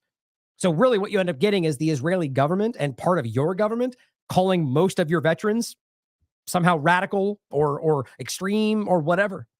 Which, by the way, is not that hard to understand. They've been calling people that believe in the Constitution extremist. That's not a joke. Literally, one of the things they wrote down is what they should be concerned about. Tracking, FBI, and so on. People that, quote, believe too much in the Constitution. That is directly from their talking points.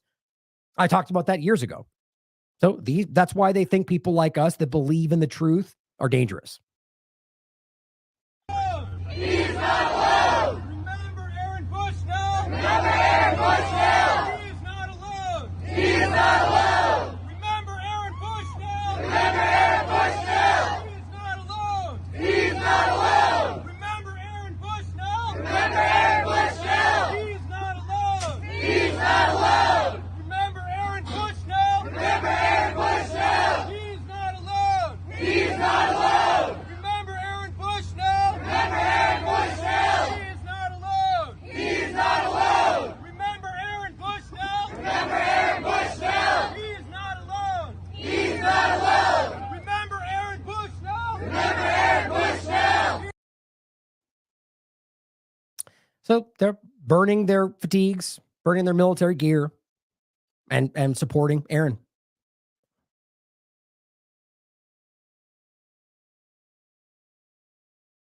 Posting this so people can see on the Instagram that they're censoring because they won't let me comment afterward. So here, is the last point in this segment. Adam posts this, a powerful message. This isn't a war. He should know. Here is an American veteran who's speaking about what this really is. And with the, I think, I'm not sure if Adam made this or not, but it's kind of a montage compilation while he's speaking. And this is a U.S. veteran speaking in front of it looks like a state level or maybe county level government, and just stating his opinion that what's going on in Gaza is genocide. And as a military person, he knows this is not war; it's genocide. My name is Alan Shabaro. I was with 3rd Special Forces Group. I was with the Commanders in Extremis Force with B-23. I was a sniper, assaulter, and a breacher. I did 3 rotations, 2008, 2009, and 2007. I know war. What's going on in Palestine right now is not a war.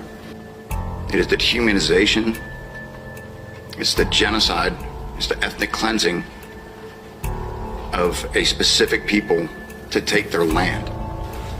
This is wrong, and there's nothing more American than speaking out against what's wrong. The U.S. taxpayer is paying for this, which makes it even more frustrating. This needs to stop. This needs to stop. Whatever you can do, anything, this needs to stop.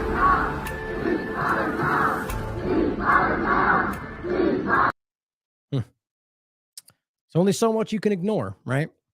So continuing on the lies, right? So we're coming off the point of them, lying. Here's Eli David, Laura Loomer, sharing an image of an American veteran, by the way, who you'd think Laura Loomer would pretend she supports based on any other conversation, lying and pretending he's a maniac because you share a screenshot that you didn't verify.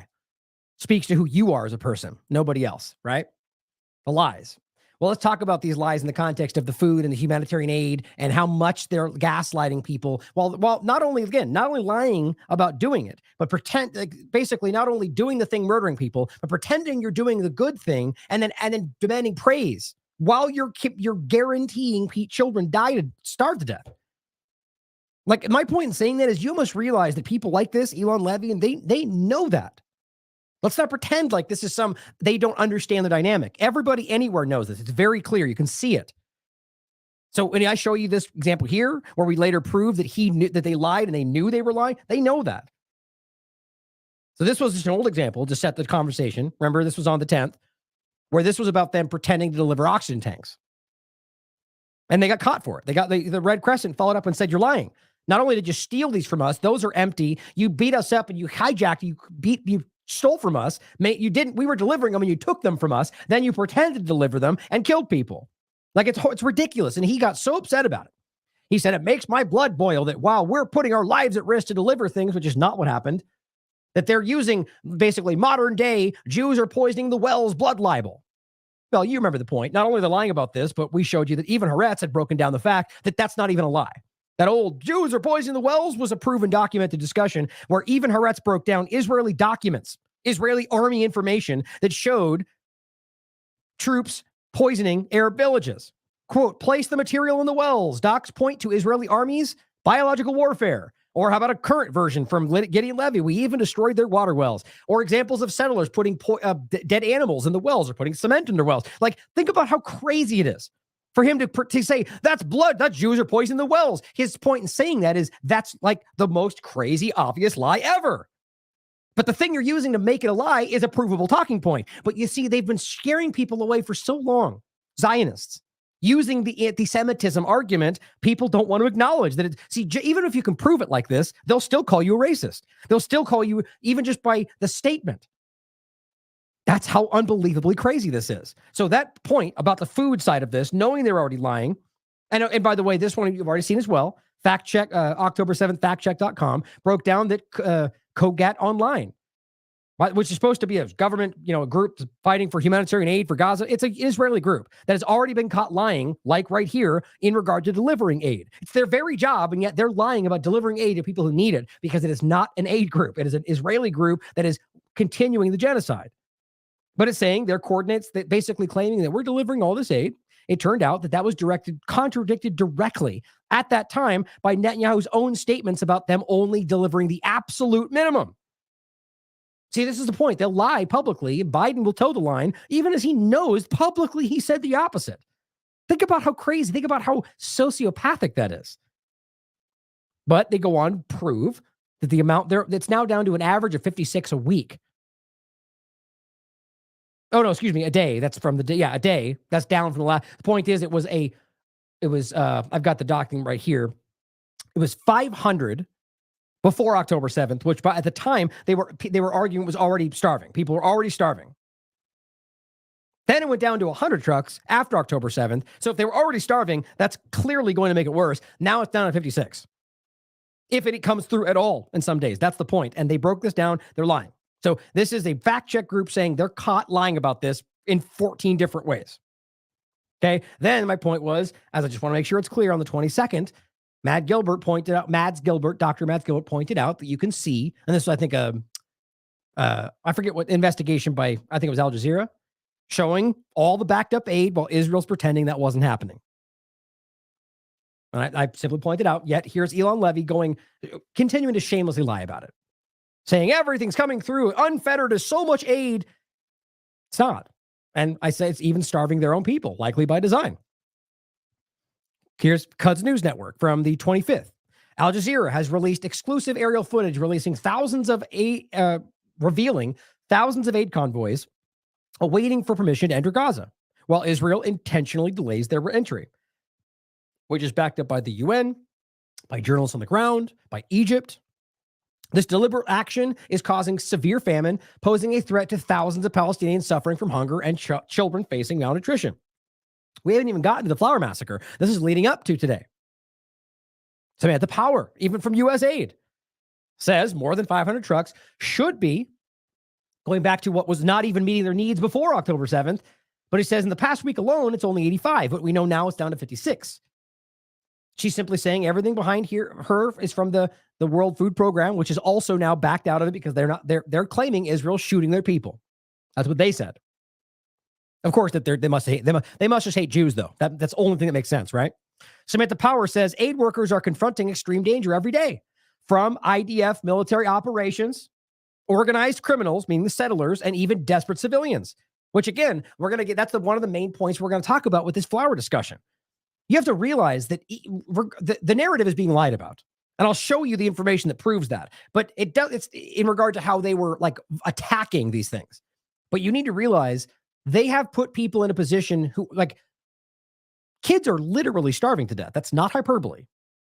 Starving to death in front of you.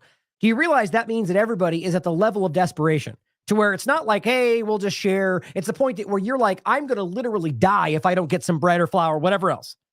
And then you get mad at them for being desperate when you drive in a fraction of what would be needed, even for the people that were there. Just think about how maniacal that is. Knowing you've created starvation, then you don't give in what they need, but then you trickle in a little bit, which, by the way, was done on purpose by Israel, and we'll get into that. And then they shot at them when they went for it. That's what actually happened. That's the flour massacre. But overall, the point is she's even admitting from USAID and the United States government that the IDF is quite literally attacking their aid convoys. And they just lie about it. UNRWA pointing out they're unable to reach northern Gaza or parts of the South Gaza because they continually come under fire from Israel and are denied access by Israel. Of course, but UNRWA is Hamas, so we'll just pretend that doesn't matter, right? And again, the point was an average of 95 trucks per day entered between October 10th and February 1st. It was down from 500 before, and they were already suffering. So 56, guys, I mean, it's a joke. It's not even a bandit in a bullet hole. Now, on to the point of what happened today. Quds News Network breaks this down, and this is as of, I think, the latest tally. The numbers have been increasing as they find out more information. A last update, 150 people were killed, 1,000 wounded. That was just today with what happened. Another massacre. Israeli tanks shelled thousands, and there's gunfire too, thousands of hungry civilians who were simply waiting for flour. Where? At the Al-Rashid Street. Israeli snipers continue to target everyone approaching the victims in some of these locations. Why would that be happening? If this is about them rushing and stealing, why are you shooting people trying to take their family members? The director of Kamal Idwan Hospital told Al Jazeera that the victims were directly targeted in the upper part of the body, indicating that the intention was to kill. And of course, you can see donkeys and carry moving bodies. Okay, so the point is, this went out before that. As Israel's military continues to block trucks of humanitarian aid from entering northern Gaza, it started making phone calls to the residents, ordering them to evacuate through Al-Rashid Street. That's important. At which at least 104 civilians were killed this morning towards Al-Mawasi in the south. So, and you could, this is subtitles. You can see it says, everyone in the not clear area, you can evacuate through Al-Rashid. That's important. Al-Mawasi, like the area they literally have already been bombing, just so that's clear. So the point is Al-Rashid streets, right? So this is where it happened, and it's clear that the Israeli message told them to go there. This becomes relevant when we get into the interview that discusses the fact that this was done by Israel alone. So it seems that this was a setup, in my opinion. So here's the Al Jazeera breakdown. Massacre, dozens killed by Israeli fire in Gaza while collecting food aid. More than 100 killed, 750 wounded. It says Israeli troops opened fire on hundreds waiting for food aid southwest of Gaza City. And by the way, the video will show you could clearly see there is not commotion going on, but the fire begins and then you see people start scrambling. So the video they tried to show you shows people moving and collecting around the trucks because people are literally starving, but you can even tell by their video that they're not rushing and scrambling and pushing. They're just collecting. They're collecting around the trucks. And what the point is, the other video will shows the fire go off, the shots, and people start running. So even the CNN interview puts to him that, well, there's arguments that you shot first, and that's what caused people to start trampling. See how this goes?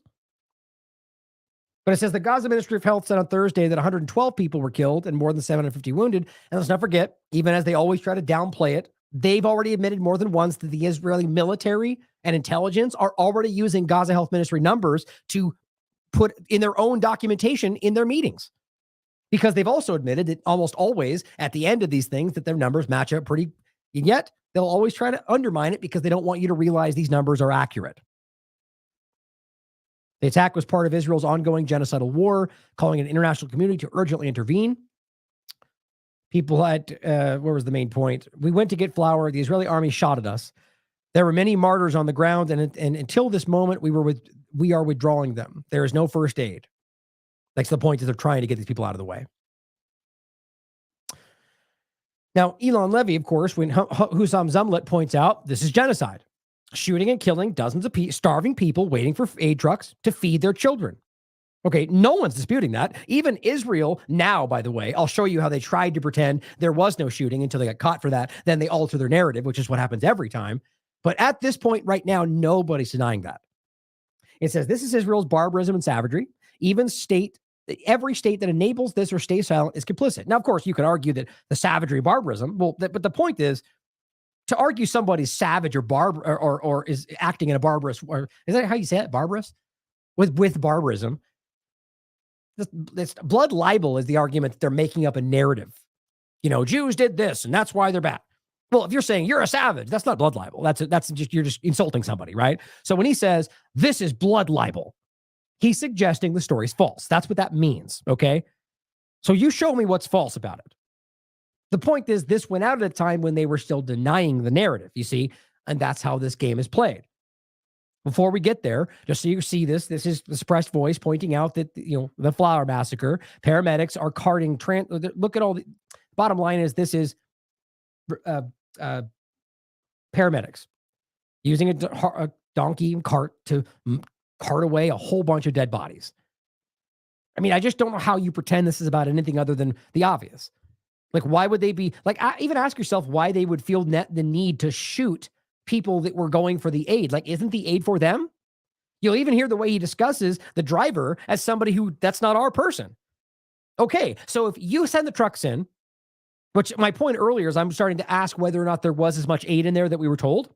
I think there's evidence that shows that it might not have even been aid, just like we saw with Venezuela. But aid trucks go in because of Israel, which we already know they haven't been allowing it, so why? Then everybody comes up to it and they start shooting at them. That seems like a setup to me. But why? If the only people that were there were the drivers, who you already argued were not part of your people, and you would shoot all these people to what? Defend the drivers? There's no other argument that makes sense unless you're arguing you don't want them to get the aid, right? You see my point? The aid is for them. Here's just the image I used for today, which is just sad. There's a lot of these images showing the food with blood on it, the flour bags drenched in blood. Oxfam spoke up and said Israel deliberately targeting civilians after starving them is a gross violation of international humanitarian laws and our humanity. But I guess Oxfam is just Hamas, but so they're dumb and we shouldn't listen. Is that the game? Like, does that work for anybody?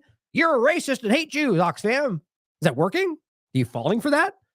I don't know anybody dumb enough to fall for something like that when you're literally staring at the bloody box they created. But either way, here's their narrative. Here's what the IDF put out 12 hours ago before everybody was quickly able to realize they were lying. This morning, humanitarian aid trucks entered northern Gaza. Residents surrounded the trucks, looted the supplies being delivered. Looted. You mean the ones you were delivering for them because they were starving? How exactly do you turn that into looting? Either way, as a result of the pushing, trampling, and being run over by the trucks, dozens of Gazans were killed and injured. No mention of the shooting, which now they've been forced to admit. And then here's Adam, you literally shot at them. Here's what I was talking about. What you'll see, it's darker, so you can't really see the example of, like, so right there, what you can see is people on the truck. But if you ask me right now, I don't even know what that was right there. What was that shot right there? That's what I think we're arguing was the tank fire. I don't know. But the point is, and that's not the only reason, by the way, it's about the examples of the actual shooting and bombing and the dead bodies. Point is that this does not appear to me to be chaos. People scrambling and fighting and trampling. I don't hear screams, right? But after the shooting, you do. I just hear kind of murmur, right? Lots of people in one place. And then you hear the shooting. And the point is, as the video goes on, I know you guys can't hear it as much because this is not the video I downloaded. You can just see it here, but the link is here as always. The point is simply the shooting starts, and then all of a sudden you start seeing people run around. Everyone's scrambling because they're getting shot at, right? And so this is, I think, is wildly obvious evidence that the trucks were there. They were on the trucks. They were getting aid. The trucks were stopped, and then the shooting began, and then people started scrambling. Pretty obvious, right? But here, of course, is what they put out in Hebrew, which is always interesting to me that they, like, okay, if there was an agenda here, wouldn't they just type the same thing out and then just put it out the same thing elsewhere? But they don't.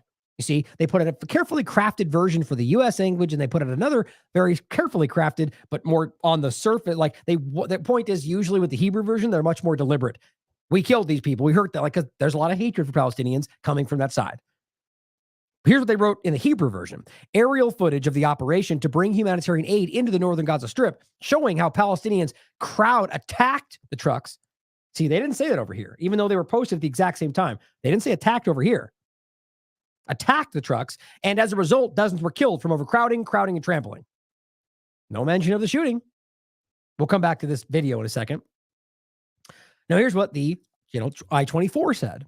Same thing, before we got all the information. Citing the IDF, of course. Early this morning, during the entry of humanitarian aid, it's the same point. Surrounded the trucks, looted the supplies. My God. Anyway, same point. I just can't, it's insulting to pretend like these people, obviously they're desperate. You've driven them to desperation. But even still, the evidence seems to show that they weren't doing what you're saying. But during the incident, dozens of Gazans were injured as a result of pushing and trampling. It's their fault. It's their crazy, stupid fault for trying to get food. Like, think about how that framing is. Knowing there was shooting going on, here is what Ben-Gvir said. Again, while he thought at the time of it that you only thought there was their fault. It was these crazy Palestinians. So he did what he always does, and the rest of them do. He came out and lied for that narrative. He took the microphone, addressing the massacre perpetrated by the Israeli forces against hundreds of Palestinians, and said, "We must stand by our heroic fighters operating in Gaza and applaud their exceptional conduct against a group of thugs who attempted to harm them." That's what he said in response to what just happened. I don't know how you can see that and not feel like you want to throw up. The kind of person that will stand there and argue that murdering innocent people while they're starving to death is a bunch of thugs trying to hurt us. Even though, as even Negev here says, there was nobody there that was from. They hate these people, guys. Here's Quds News Network telling you that the nursing director at Al Shifa Hospital told Al Jazeera that, quote, all injuries resulted from gunfire. Every single one of them. And artillery shells, claiming the stampede was entirely fabricated.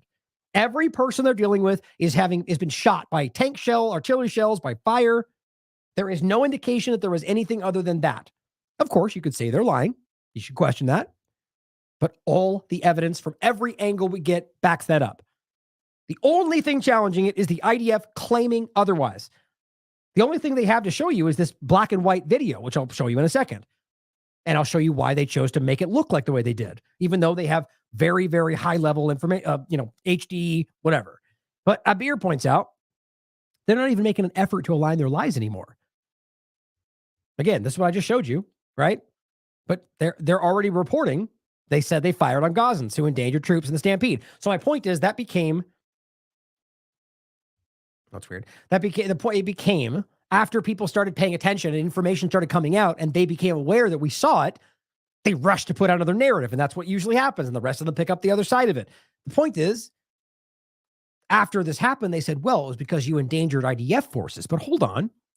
They're claiming, as we're going to get into here, or was it here? Mark Regev is claiming that we weren't involved. There was nobody there. But we know the IDF shot people. They were forced to admit it. So even in this interview, he traps himself by trying to set up a narrative that but the fact that even CNN goes, but wait a minute, what about this? And watch the way he struggles in this. They know they're lying, guys. I mean, everything they do is about lying to cover up what they're doing. I'm strictly talking about the Israeli government here. But see, that's how people use that broad statement to act like I'm talking about something I'm not. But our Tran Bernard points out in regard to this video, which they're saying IDF releases aerial footage showing how a Palestinian crowd in northern Gaza attacked the trucks. Attacked. After they had to try to rationalize the idea that they were defending themselves, right? But, I mean, you show me an example of where the IDF was involved in there. So what you're arguing is that they were a threat, but they're not in there. So they're shooting from afar, sniping them, arguing that their drivers were in danger, but Negev says that wasn't their people. So you see, if you just pay attention, it's almost as if they don't care that the other person is telling a different story right over there. But as Arnaud wrote, imagine starving a whole people, then demonizing them for rushing in despair towards rare food trucks coming in. How could the IDF release this and not see this as yet another clear proof of the complete inhumanity of what they're inflicting on Gazans? You see, the point is they don't see these people as human. Specifically, the extremist Zionist elements, not all Israelis, not all Jews, Zionist extremists don't see them as human. They've told us that. They've said it out loud countless times, just since October 7th, way many more times before that. And so they put this out thinking you're going to see the same thing they do. But they don't realize by showing this, they're admitting that they did this to these people. And here's what Alon Mizrahi points out. Mizrahi, this footage is designed to make Palestinians look like insects and ants, not like people.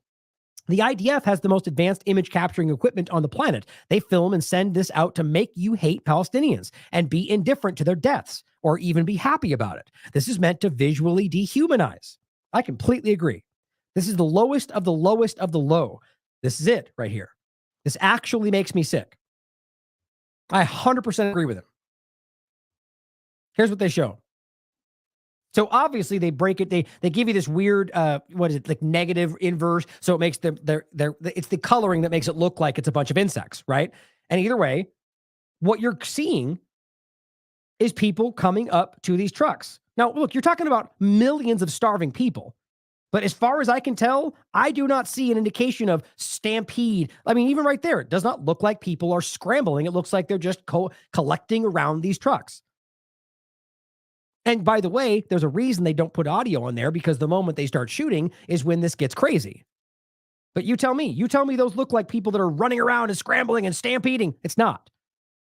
I mean, they must know that. I just don't even think they care. Like these, it's just, they really must be this bad at propaganda, or they just don't care.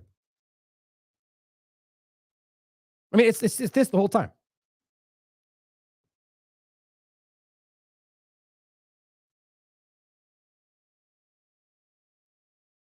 Right? So you got the trucks coming in. I just don't see how this, just like you just said, you've literally starved people to death. And let's put it this way. Even if literally everything they said about it was true, how can you blame them for acting out of desperation when they're literally desperate? Now, here's my point. Now, all of a sudden, you start seeing people move. The trucks start moving. People are scrambling because something happened. If they were desperately looting the trucks, that would have been the very first thing that happened. It wouldn't have been like, let's give it 20 minutes and then freak out. Again, it's just painful. They know that the only people that will go along with it are people that would believe anything. They could show you a blank screen and say, here's proof that Palestinians murdered us. Zionists would go, I knew it. It's proven. We see it happening right now. It's every day. Now, Christine Amanpour, who, again, I have very low opinion of in general. I think these people have been lying to us our entire lives. For whatever reason, has an interview with Mark Regev. And I think we know why, in my opinion. I feel like I've already outlined it. That these people, whether I see people in her position as kind of the, like Tucker was under Fox, people are just directed. They're just assets from this company. And they may not even realize that they're being led into a position of being, my point would be that from a level, whether she may be aware of it, but from a general level of the platform, they've been given the rein. They've been given a little bit of rope to go, yes, go ahead and tell the truth today, because we need to regain some of their support because everybody sees what's going on in Israel and occupied Palestine. That's what I think anyway. You could decide for yourself.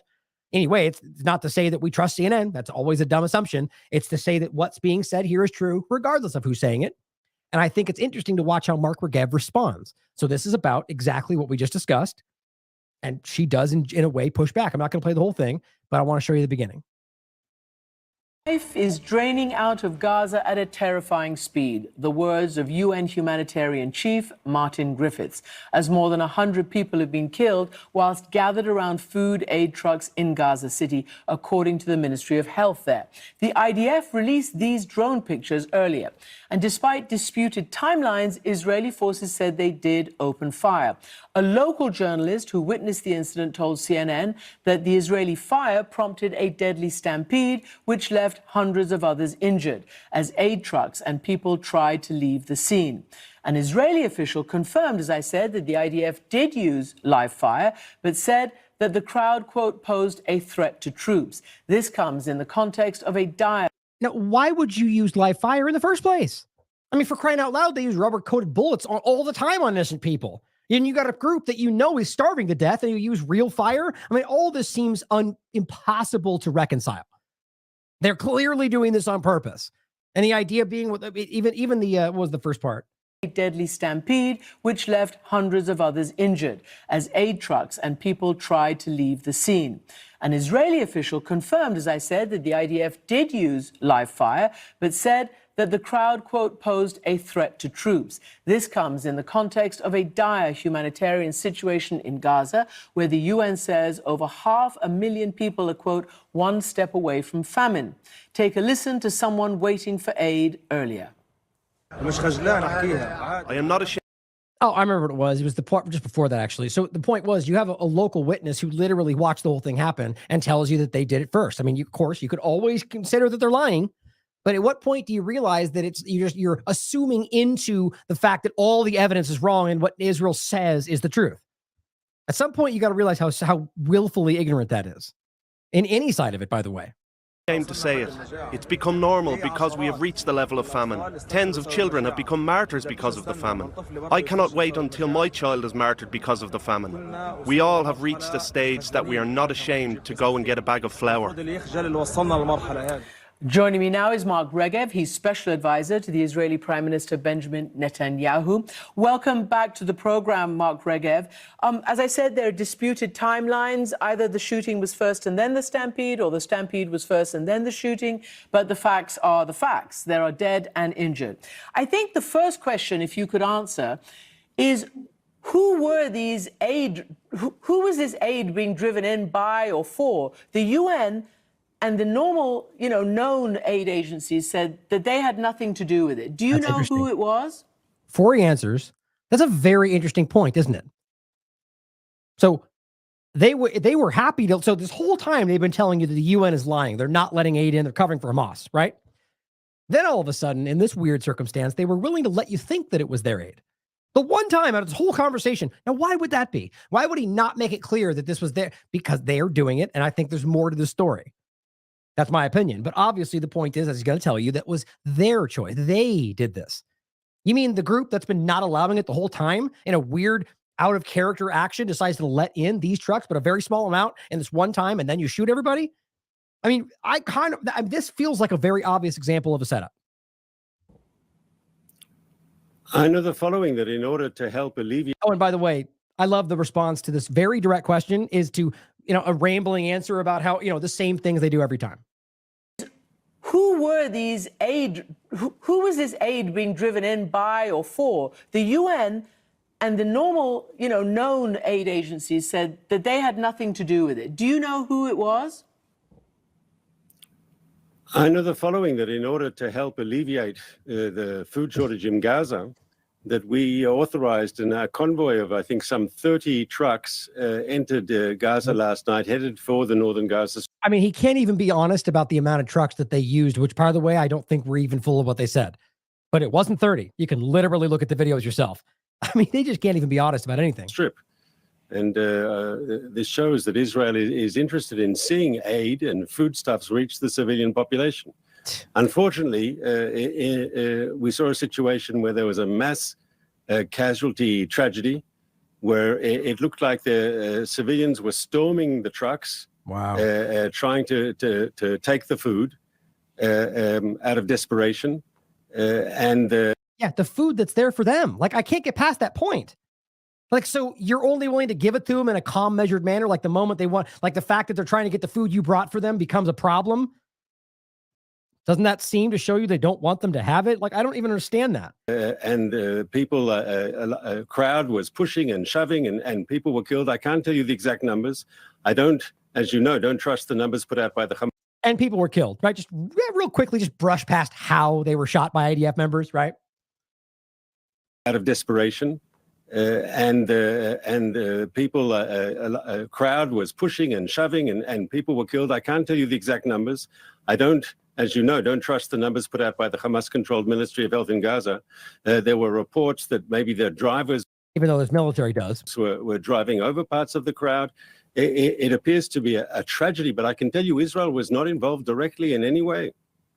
What did you just say? She pushes back right away. Anyway, you mean aside from being the one that orchestrated it, brought it in, and then the IDF were the ones surrounding it, and they're the ones that shot everybody? So what parts do you, I mean, that's every other part except the immediacy of them taking aid, but that's nothing involved in any way. He just trapped himself there, guys, because there's an effort. The effort was to make it seem like we weren't involved, but clearly you were. You just said you were. So, I mean, this is one in a long line of clumsy efforts to propagandize. In fact, ends up showing that they're guilty over and over and over, just like that. When you say not involved directly in any way, what do you mean? I mean, you enabled this convoy, as you said, and your forces are there on the ground and open fire. They said it themselves. What does that mean, not involved in any way? So this was, we allowed the aid to come in. We were involved that way. Oh, so there was a way then. Oops. That's our policy, to allow food to go into Gaza for the civilian population. Jesus. But in the incident of people storming the trucks and the way the truck drivers behaved, and people storming the trucks, that's an interesting choice of words, getting squashed and pressed, and apparently there being mass casualties. Israel was not there on the ground. What? Okay, but they did open fire and people were killed. So I'm completely confused by what you're saying, because they admitted, the IDF spokesman said it on our air, that they opened fire. That's a separate incident. Okay. Not connected to the tragedy with the trucks. What? That was different place, different time, right, in the general location, but not the same incident at all. And all right, I have to tell you that we are not aware that the IDF caused casualties at all. Mm-hmm. Oh my God! That's actually a really crazy statement to make. As I mean, I just showed you the Times of Israel article. They directly said it was at this location, and the trucks and the aid, while they were getting aid, they were shot. That's exactly what they said. I think right now what you're seeing is this person trying to dig his way out of a lie he just got caught in. Well, I can tell you that a journalist who CNN works with on the ground has a different view of it, but maybe there were other incidents. That obviously you say is under review, and we will hope to get further clarification. But here's the thing. So Israel is the only force in charge of security by your own announcements, by your own volition, by your own actions over the last 5 months or so there. It is, as everybody is saying, Israel's responsibility, therefore, if you let these trucks in, to provide security.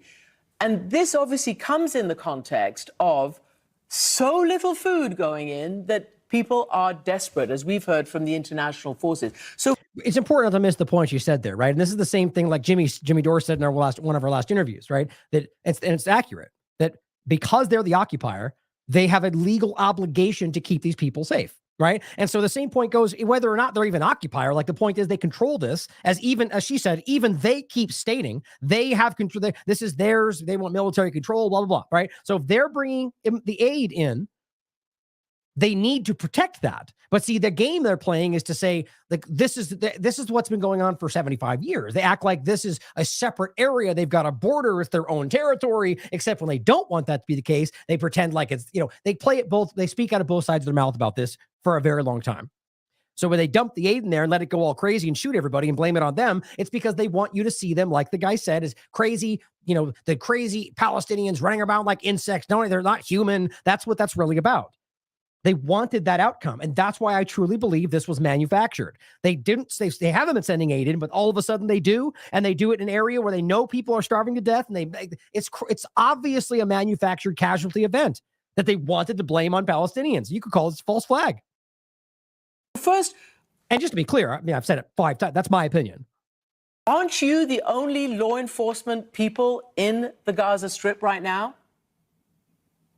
Unfortunately, Hamas has not yet been completely destroyed, and I should have been clearer in that in the first incident of the truck being swamped by civilians, there was gunfire, but it wasn't Israeli forces. There weren't Israeli forces on the trucks or around the trucks. God. Now he's going to blame Hamas for shooting them. That was Palestinian armed groups. Wow. We don't know if it was Hamas or other armed groups, but there definitely was fire. That we do know.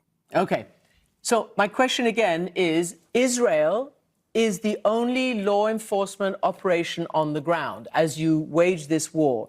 Therefore, if you allow these trucks in, who do you expect to provide the security for them? Because every convoy needs security. I mean, I've covered this from, time immemorial, back from Bosnia to Somalia and elsewhere. It all requires discipline, organization, and coordination and security. Right. Who do you think should have been responsible for security in the convoy that you allowed in? So it's a difficult question, and we're grappling with it, and we're talking to the international community. He's just desperately running, guys. He's running. He has lost this conversation. The clear reality is, based on the way he trapped himself in this, is that they're legally responsible to keep it safe. So even if you want to lie and pretend Hamas was shooting at them, well, you should have been there managing the. I mean, okay, let's make this very clear. They have made sure UNRWA's no longer there. They have pushed them out of the conversation. They have made sure they've lost all their funding, and they've recently said they have officially stopped because they can't do it anymore. The World Food Program has said they can't keep their people safe because Israel's shooting at them, so they pull their people out. So literally nobody's doing it anymore, right? That's clear. So they then bring this in themselves. Hamas begins shooting at them. And so the point is that there's nobody else even in this situation who could be held responsible for managing the deployment of this aid. Nobody, not even the groups that are supposed to always be there. So, I mean, there's really there's no other way to look. Israel's responsible. So he literally trapped himself, and it just shows you how little forethought they give this conversation. And I think that really goes back to the reality that for decades, they've been able to get away with just saying whatever, and most of the media just eats it up. No pushback, nothing. So we've clearly seen a shift in this. As somebody said in the chat, oh my God, she's finally doing journalism. Again, I think it's because they've let that happen as a CNN entity. We know Alison Morrow and other people have told you they rein in what they can do. Even Tucker has been forced to slightly admit that, even though he said he didn't while he was there. When you're in there, you're controlled.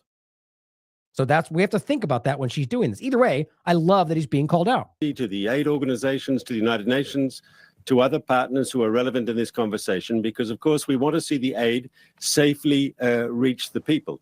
Now, it's quite possible, in case you missed that, by the way, I know I stopped it, but he just tried to like shove off responsibility to the very groups that they're calling Hamas, that they pushed out, and saying, we want to work with them to make sure it's safe. So kind of making it their fault they weren't there, even though they pushed them out.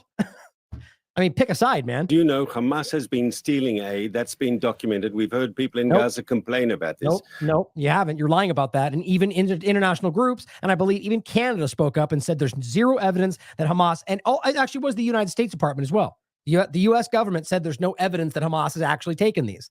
Let me make sure that's correct while this is playing. So is it possible, in regard to who said it, it's definitely a state-level statement, that people in Gaza don't trust that this aid that the international community is giving to the people of Gaza is actually reaching the people of Gaza and not being siphoned off by the terrorists? That could be one of the reasons to explain what's going on.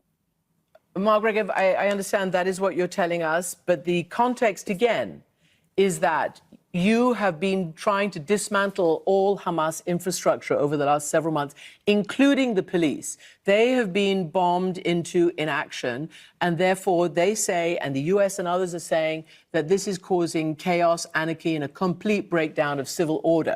So they're not there to help with any security should they be so inclined.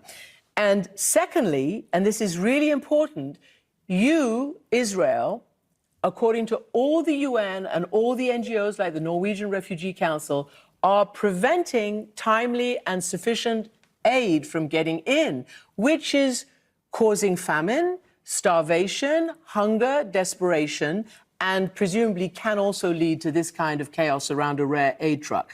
So why are you preventing the timely insertion of aid into Gaza for the humanitarian population? And let's just say, the UN says it's halved since, in the last month. They're going to blame Hamas and the UN. So first of all, aid is going in, and this, as I said, aid went in last night. I think the problem that we're grappling with, and I'd like to tell you there's an easy answer. Aid is going in. The trouble is the internal distribution inside Gaza. Told you. And there are security challenges that we've got to grapple with more effectively, and we don't want to. Well, this is the point she just made. Whose responsibility is that? You're the one telling us you're destroying Hamas. It's obvious that should be your responsibility, especially since you removed the other aid groups.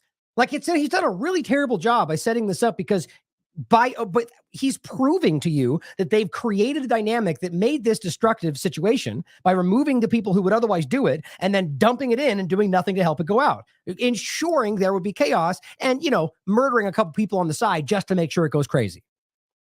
Am I missing something? I mean, there's no way to misunderstand that. See a recurrence of today's terrible events. And so we have to talk to the international community and those providing the aid, how we can safeguard. He just said that you brought it in. You just said Israel put it in. And now you're just kind of saying, well, we need to talk with the groups that we're calling Hamas to make sure this doesn't happen. Like, I mean, I got to be honest. Like, I know she's pushing back and I know she's actually asking real questions here. But if this was a journalist that was ready to actually expose this, you would dismantle this person. I mean, my God, a child can see through these lies. And, again, she's doing some real questioning here, but it's simply obvious by his own statements are setting up the reality that he knows he's lying. Call it out. Aid. Now, we do know that there was Palestinian fire in today's tragic incident. Okay. So someone on the Palestinian side was there with weapons. Okay, that's your view. Nobody else has actually said that. Right. You are going to have it under review, and others will probably as well. But let me play for you then Jan Egeland, the Secretary General, the head of the Norwegian Refugee Council, who basically says that trucks are still lined up at borders. There aren't enough entrance points from the Israeli Gaza side, and that so much minute checking is happening as to make these entrances really rare. This is what he said to me, and he said it's up to Israel, plus America, and to an extent Egypt, to fix this situation. There is very little aid. There is very little supplies there to start with. Buying power to reach the north is very hard. Crossing and reports. So, Mark, ABC News reports that you are considering opening the Kearney crossing. And last month, the Biden administration was said to have asked you to open the Erez crossing. Is that going to happen? I don't know why she didn't follow up with the question she posed before she played the clip. So I can't announce anything before it's decided, but I can tell you that those reports are correct in that Israel wants to work with the international community to make sure the aid gets in. Oh my God. I mean, like, think about what she just said. Like, just some of what she said in a simple way. The same thing I'm saying. Literally everybody says you're lying. You're not bringing the aid in. They can see it. They're telling us that it's not coming through. And his answer is, I know. We want to work with them to make sure it happens. I mean, that's about as dumb as the U.S. after everything that happens going, well, we raised the question. We spoke with them and we made sure they knew that we want to see them follow international law. It's about as dumb as saying you're going to have them sign a document, right? So they murdered a bunch of children, but don't worry, guys, because the U.S. raised concerns. So we're good. We're all good because they made sure to make a statement about it. Repeat what you've heard me say before. The people of Gaza, we don't want to harm them. We want to see them receive the aid that they require. Oh my God. Like, I can't believe anybody would actually still say that with how many things we have showing, even him saying statements that show you that they think that these people aren't human, or right after these kind of statements, making sure you make clear that, well, most of them support Hamas and most of them have tunnels. And he said that before. Most of these houses and schools have tunnels under them. So all you're really doing is admitting that you actually think all of them are targets while pretending that you don't. And there are logistic issues. There are problems on the ground. I think, of course, we've got to focus on getting the aid into Gaza. Right. But as today's incident shows, we have to work to make sure that aid is effectively distributed. There's no point to have... And that's your responsibility. So he's essentially pointing at himself to say that we need to figure this problem out, but not actually what he's saying. You see what I'm saying? He wants you to think there's some abstract thing that Israel's working to solve. Well, if you were literally present and done something to do, you just dumped it in there and then shot at him. That's what happened. And again, think about the bigger picture. I'm challenging whether they were actually even delivering what they said. There was something, clearly. But as far as I could tell, it does not seem to be the full picture. Aid coming to Gaza, and it's just going to cause problems. So we have to do both those tasks. And we, as a government, are committed in doing so. So Jan Egeland says that when they take their trucks in, and he says, thankfully, theirs haven't been looted. He says they have a system, they have a delivery route, they have a distribution route. Shocking. And they know what they're doing. He also said that they cannot move up north, that the Israeli checkpoints have prevented them from moving up north where the most dire situation is. Yep. We, CNN, have also conducted an investigation with all the geolocations and everything else, which show that Israel fired on an aid convoy February the 5th. Look at that. Oh, my God. But you know what's crazy? Nothing will happen about it. So you can prove they fired an aid convoy. That should be enough. There's no justification about that. Although, well, Hamas was hijacking it. Well, that's provably false, right? So it's something needs to break here. The overwhelming amount of evidence, even now coming out of corporate media, like this is even more crazy than I've ever experienced in my life. At what point is the breaking point? Does literally everybody, including every government, every politician, every world leader come out and say they're committing genocide until we do something? The evidence is clear. Everybody understands it. The evidence in the world court, the leaders of the world, the human rights organizations. And by the way, that doesn't have to mean that all of them are honest. For many vying dynamic, they clearly are saying it regardless. And yet, right this moment, they're still starving children. Right this moment, they're still bombing innocent people. This is the lack of control, the feeling of helplessness that is driving people to act desperately. And I'm talking about people not in Gaza. So there is a lot of insecurity that most say are coming from you. He also said that Hamas has their food. That's in the tunnels, that's with them. It's got nothing to do with the civilians. So this is about civilians trying to receive aid. So these are facts. And when you say you want to take more aid in, I mean, seeing is believing. How are the people, how is anybody meant to, believe that you want it if it's not going in? So it is going in, and more will be going in. That's our commitment. Do you think we have an interest in starvation in the Gaza? Well, I don't know. Yes. Unquestionably, yes. That's the crazy. Like, oh my God, he's clutching his pearls. Like, what are you talking about? You guys have openly said, there are literally clips. I wish I thought to grab this of the one of the members of Parliament. Let me see if I can even grab it, or not Parliament, but the Knesset. Let's see. Now it doesn't look like it pops up, but literally saying in front of the community or the Knesset that if we don't starve them, Well, we can't use that to coerce them into doing what we want. I mean, in front of the entire Knesset. And yet here he is acting like, we think a starvation campaign? How dare you? That's blood libel. Yep. Same old thing. We don't. Okay. I don't know. I just don't I'm understand surprised. it. No. I think we are screening trucks. We are sending trucks in. The backlog is often on the Gaza side of the frontier because of all sorts of logistic issues. But to say that the UN aid going into Gaza, that Hamas is not stealing it, that's just simply not true. The people of Gaza, they say that the Hamas is stealing the aid. They're the people in Gaza, unfortunately, with guns. They can take what they want. And that's an unfortunate reality. So the question is then, have you disarmed Hamas or not? I mean, this is 5 months.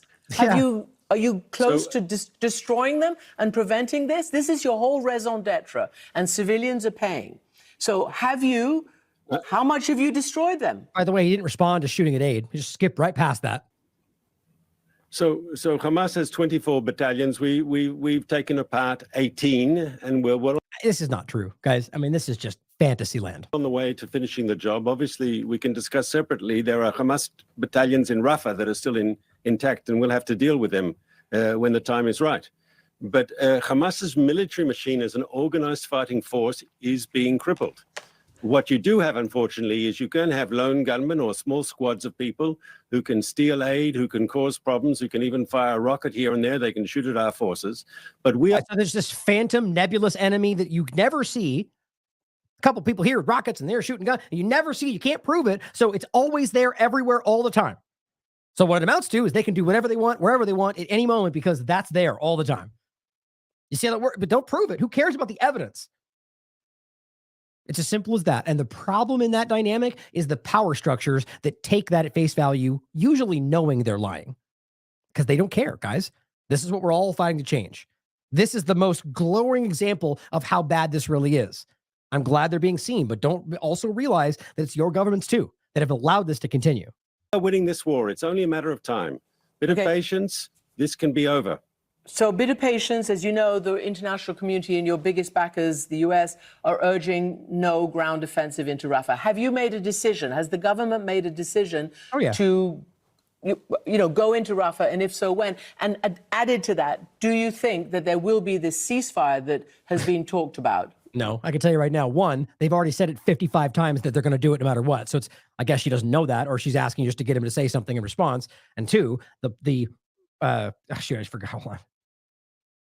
To go into Rafah, and if so, when? And added to that, do you think that there will be the ceasefire deal? Well, that again, we'll make a whole point about that coming up next. That it was clearly another game that was been played. In fact, I'll go more into extensively about this point. This is manufactured, like we're talking about now, like literally setting up the conversation to make it seem like, whoa, we're almost there. Oh, everyone's talking. Oh, it seems like they're just about to make a deal. And the reality of it is that nothing's changed. I'll make a point about this next, because they want to set it up to make it look like Hamas is saying no. It's not what's happening. I mean, not exactly. And I'll make it very clear next. This ceasefire that has been talked about. First of all, the ceasefire is dependent on a deal with the hostages. And unfortunately, I'd like to be optimistic. We're ready for a deal to bring our hostages home. We want to see our hostages come home. We're willing to pay a price, even a price that is difficult for Israel, which is painful for Israel. But to get our hostages... So what is that? Giving up the prisoners you're keeping without charge? Oh, what a painful price. That's what he's talking about. Home, we're willing to do that. But Hamas has to be, part of a serious negotiation. And unfortunately, so far, it's not clear that they are. And I'd like to tell you I'm optimistic that we can get such a deal, which will bring a ceasefire. Unfortunately... Yeah, well, they've offered it the first week and ever since. The first week and ever since. Ever since then, they've offered entire exchange for all hostages and a ceasefire. That's just not what they want, you see? So they don't want that if it means they don't get what they want in the end game. So they're not fighting for the hostages. They're fighting for their own agenda, and the hostages are a close second. If ever, I mean, quite frankly, we've proven they've been shooting them, starving them, gassing them, flooding them, bombing them, according to literally everyone that's come home, by the way, telling you that they were afraid of the bombings and they were being shot. The 3 of them got shot point blank. One of them 15 minutes later. A couple of them got poisoned by gas. Their mom tried to talk about it. Nobody wanted to admit it. I mean, it's just, they're literally Hannibal directing every single one of these people. I have to be doubtful today. It's not clear that Hamas wants a deal. If they're serious, like in November, we can get a deal. But it's not clear to me at all today that Hamas is serious. And Rafa, when will we see that? So here, I think, with respect, I think you maybe simplified the American position. The American position, which is actually, I think, in many ways identical to the Israeli position, is that we can go into Rafah. We need to go into Rafah because there are those Hamas battalions there, and you've got to finish the job. But we said we will create a humanitarian corridor and we'll find a safe place for the people in Gaza. We don't want to see civilians caught up in the crossfire between us and Hamas, not in Rafah, not in any part of Gaza.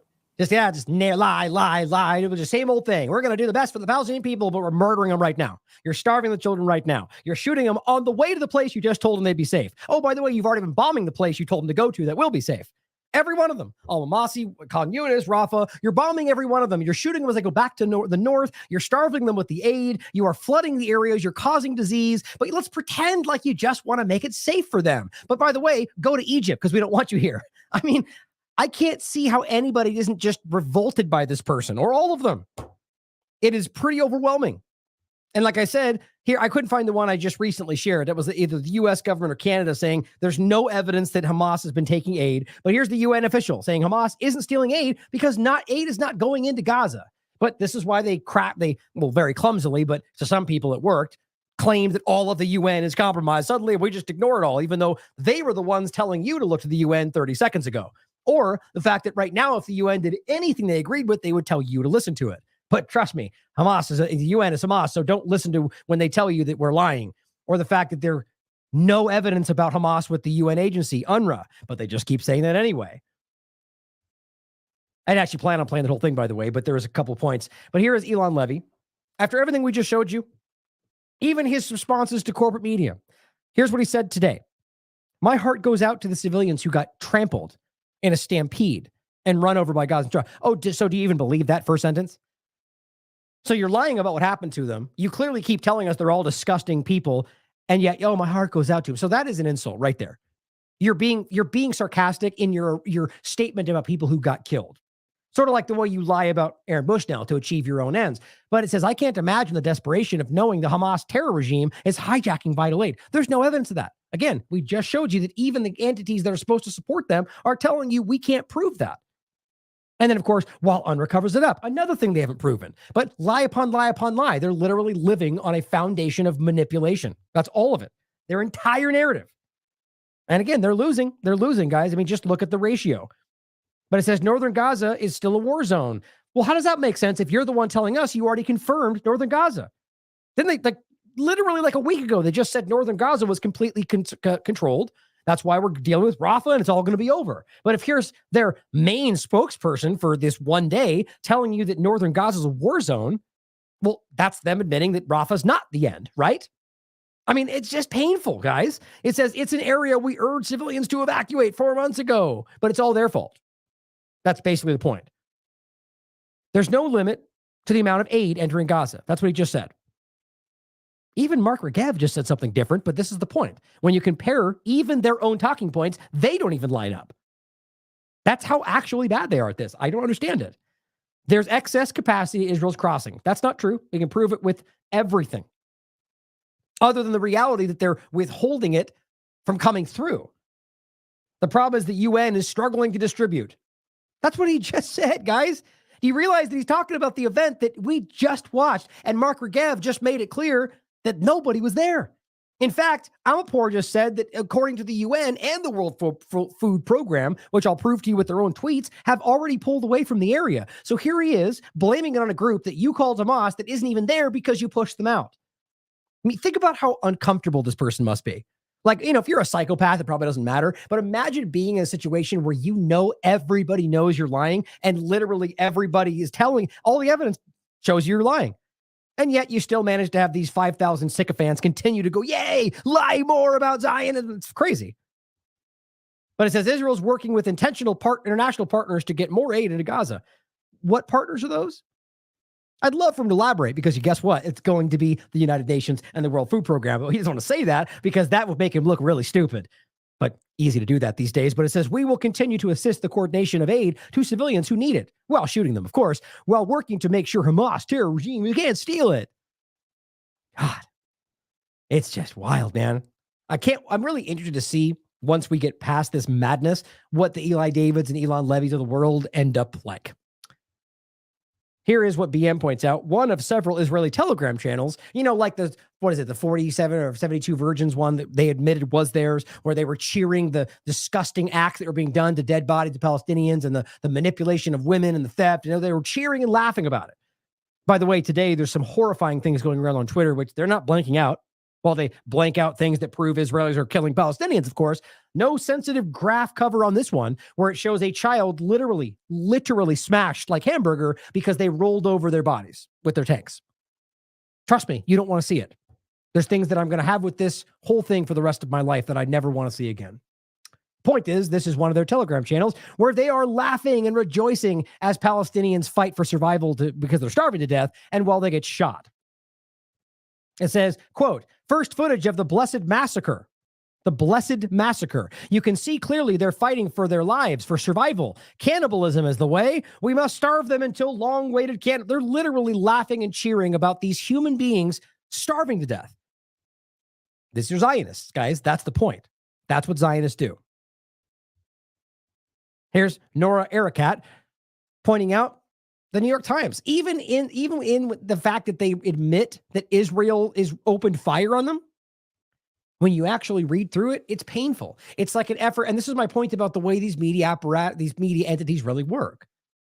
The reason that they're beginning to show you a part of the truth is because we are pushing that. Individuals and independent media. So they've lost the plot. They realize, oh man, like nobody's listening to us right now because we're over here saying Israel's not doing anything wrong and nobody believes that. So we have to kind of give them something so they maybe think we're actually honest. That's how I see it. I know I've said it many times, but it's the truth. And so what we're talking about here is the New York Times going, yeah, they opened fire, but as she wrote, you're so dishonest. You sound more like lawyers for Israel telling us twisted stories rather than journalists, basically trying to, yeah, they shot, but here's why. Here's why it all makes sense ultimately. Justifying murder and genocide. Israeli troops have demonstrated a practice of shooting at humanitarian convoys, as even CNN just admitted, as well as Palestinians from sea and land just say it. Exactly. But they're cowards. Now, let's get into some more of these lies around humanitarian aid. Some really egregious ones, too. Here's Elon Levy yesterday, while knowing they're starving people to death, saying states that want more humanitarian aid to enter Gaza should simply send it. In regard to I think he's both insinuating the airdrop, but also the trucks, pretending like it's all coming through. It says Israel just successfully facilitated, they didn't, by the way, the airdrop of food and medical equipment. What they did is essentially try to take credit for other countries doing that, but acting like they were facilitating the whole thing. Then guess what actually happened? That's not even the truth. He says there's no limit to the amount of humanitarian aid that can enter Gaza. Just imagine him saying that right now. This is the kind of grotesque reality that I'm talking about while you are literally knowingly lying while you're making sure people die. And I simply said, there are a few things more despicable than lying about allowing endless aid into Gaza, while literally everyone admits you're blocking it, while denying the humanitarian crisis that you're causing, and even worse still, trying to garner praise for that lie that you are helping. But here is what one of these journalists, I believe the Jordanian journalist, reports on the ground. The airdrop was performed earlier this morning, but it drifted into settlements in the Gaza envelope. So not Gaza. It says also Israel's military deletes a statement, which you can read here in Hebrew, which pointed out that humanitarian aid airdropped by Jordanian planes fell in Israeli settlements because of the wind. But they deleted it, though. So you didn't know that and went on pretending, like he just did, that we just dumped all was aid. Well, Jordan did, but you didn't. But nonetheless, it didn't even actually make it into Gaza. But they lied about that. And you can listen to them and break it down, saying about the incident, airdropping the aid, and this is in the settlement itself, showing you the drop. Point is you can't, there's no honesty here.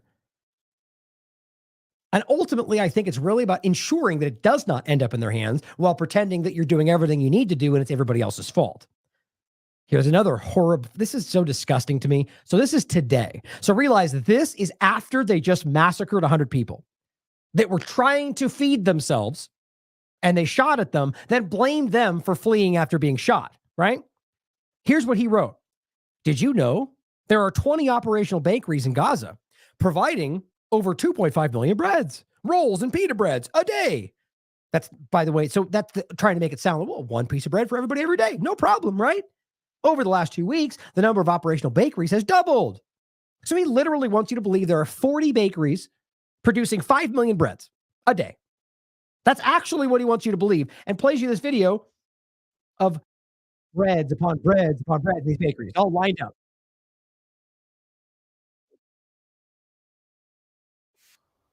It's a lot of bread. Now, what he won't tell you is that this is an old video, not from right now. And he knows this, guys. It's not something that is even hard to understand. He is very aware of this. So while you just murdered 100 innocent people for trying to feed themselves, you lie about the fact that there's not even a famine going on. You're all being lied to by dangerous Muslim extremists. Oh, this is, by the way, this was what I was going to try to play. I'm going to go into this another show.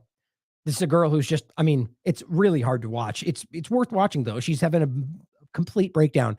She doesn't understand how to deal with what's going on because she has a heart, because she's a human being that recognizes that people are being murdered and that 15,000 children, no matter what narrative you spin, doesn't make it okay.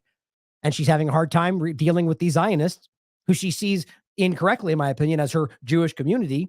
Because my point is, if you're acting like her, you're a human being, whether you're Jewish or Christian or whatever else. And the people that aren't, who can pretend like 15,000 children being murdered or killed, however you look at it, is somehow acceptable, are either a Zionist who speaks for itself, or you are a person who's been blinded by that, whether you're Jewish or Christian or anything else.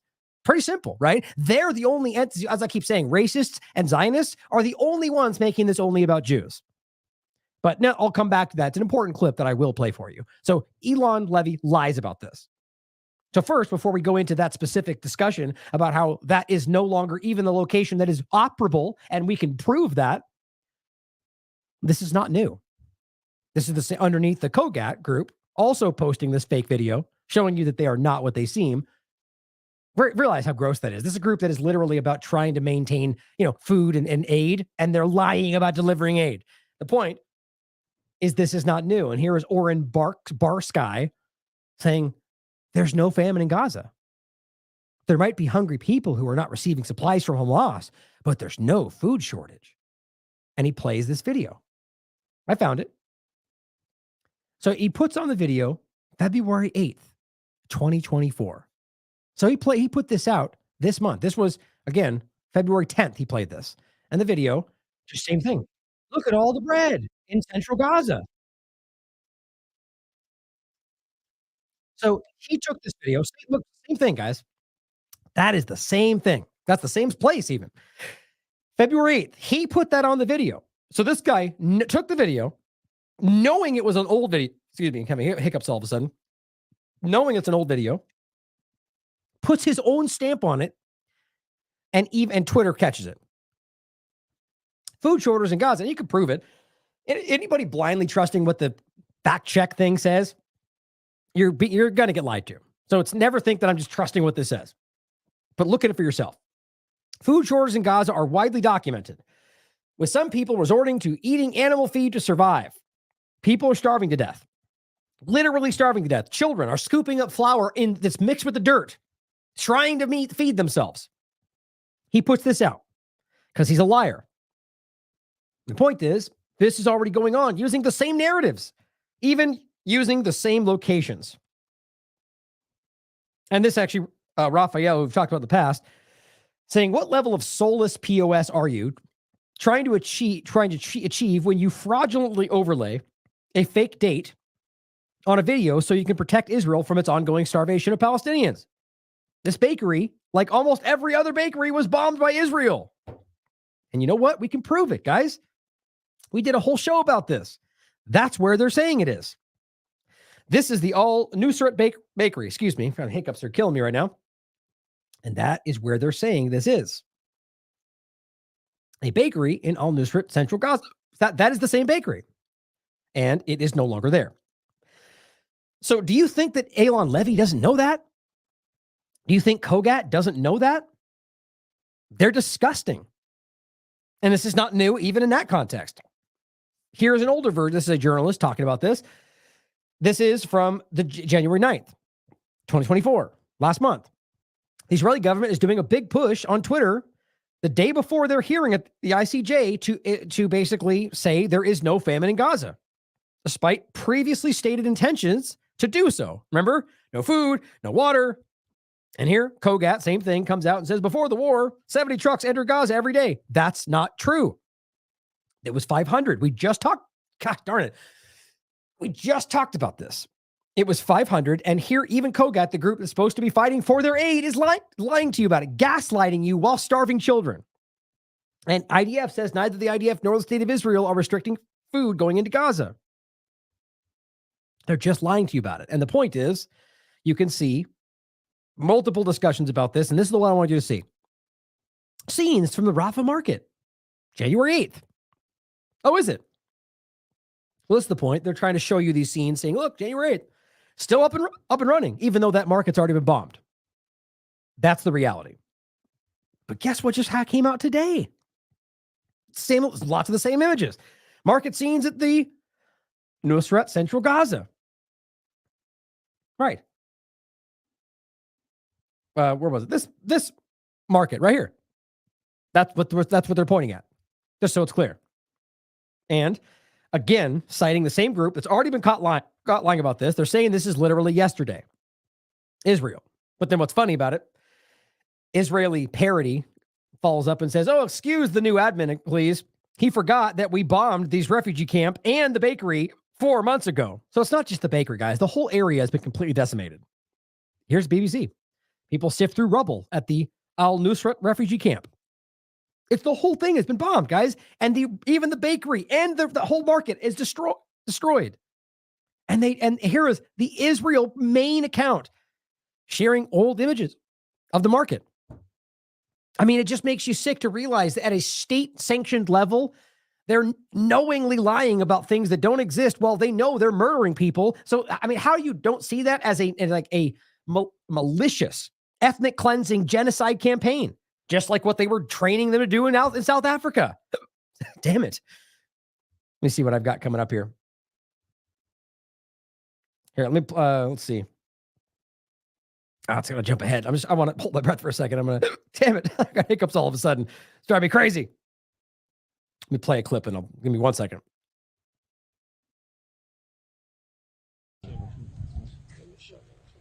Brzezinski was the strategist for Jimmy Carter and convinced Jimmy Carter to say, look, the Russians are dominating Afghanistan with a civilian secular government. Let's create al-Qaeda. Let's back Osama bin Laden and give his supporters weapons to begin fighting the Russians. And we can pull a coup d'etat there. And the Russians will fight back, and then we'll say the Russians invaded. And it worked. Saudi Arabia made a deal with America that they would push the Wahhabi extremists, the al-Qaeda, the most right-wing wing of Islamic parties, and it worked. Essentially, al-Qaeda is a contract army for the United States. Well, the same thing was happening in Russia. What Brzezinski wrote was that America's faced with a possibility of not being able to rule the world unilaterally. All right, I apologize for that. If I hold my breath, it doesn't get rid of it. But it's so funny how long I've been doing this and how rarely that's actually happened. And you think it would happen more with 4-hour shows. In any case, since I played that clip, obviously, you can easily point out that Israeli government has been funding ISIS in the same way, and that's a joint effort to seed the extremist elements around the world with the United States. So it wouldn't be too hard to recognize that they would lie about doing good things if they're literally seeding dangerous people around the world for their own agendas to destabilize for their benefit at your expense. It's not hard to recognize. The point is, the same lie they were spinning last month, they're doing the same thing again. And you can prove that both the camp and the actual bakery are completely destroyed. Here's another example. This person, another liar about what's going on, saying our old pal, this person was in Rafah today. This is on the 12th. With the rest of Gaza. Well, if you simply take a quick dance over to his actual page that he links to and scroll down as far as you want to look and go well beyond October or the 12th of this month, what you're going to find is nothing but horrible things. documenting tragedies and people suffering in Gaza, you're not going to find any examples of candy bars. So what you're going to find is that this person went back to an old example and showed you something of a time when this was happening in Gaza. But this is the kind of stuff you're seeing. Just blanket manipulation for any reason to hide what's actually going on. Just a couple of people that spoke up about this clip on the 23rd saying, why don't you tell the truth that 80 bakeries were on the Air Force's target list and were targeted? Which, by the way, we've shown you this since the beginning. They know that. These current bakeries are struggling to provide flour, and they are not 20, as you claim. There are only 14 working in the middle of southern areas in Gaza. In the north of Gaza, 0, which is where they're pointing at. And people are starving because of your military and brutality. This person points out the same thing we're saying. Well, they're lying. This is an old video, which we can prove. And if not all have been bombed, and presently a bag of flour, which is, this report's coming from corporate media, but I haven't been able to verify this, flour going for $1,000 United States dollars. If you could even find one, assuming you're not shot for taking one off the truck that's supposed to be for you. But it says most of the aid trucks are blocked for 4 months. 4 months from entering in Gaza. 69 trucks came through over the last 2 days, and is only usually 600. Well, I heard 500 before the war. And this is, you can see people citing this, saying $1,000, but I can't. I've corporate media has made a similar argument, but haven't been able to confirm it. This goes back to October 26th. Here's the article literally showing you when they bombed this bakery and the refugee camp itself. It says they let humanitarian aid in, then they bombed it so that Gaza would starve. Arnaud Bertrand highlighting this article from The Guardian, saying the UN Special Rapporteur on the right to food, Michael Fakhri, says the UN, quote, has never seen a civilian population made to go so hungry, so quickly, and so completely, as in Gaza, and that this is now a situation of genocide. Given the extreme importance ICJ judges placed on the expert testimonies from the UN, this is a critical voice in the case against Israel. Here's what Fakhri said in more detail. There is no reason to intentionally block the passage of humanitarian aid or intentionally obliterate small-scale fishing vessels, which they've been doing for decades, greenhouses and orchards in Gaza, or West Bank, which is happening too, other than to deny people access to food. Intentionally depriving people of food is clearly a war crime, which, by the way, now that I think about it, is probably why they actually started bombing the donkeys. Now, I think large of it was about being able to move things around, but when you think about it, it's probably just removing any source of food, because they were, and people were asking, why are they bombing the donkeys? There were 2 videos I saw. No reason, just bombing a donkey cart. Nobody's even around. But it says it says simply for being Palestinians, destroying the Palestinian people.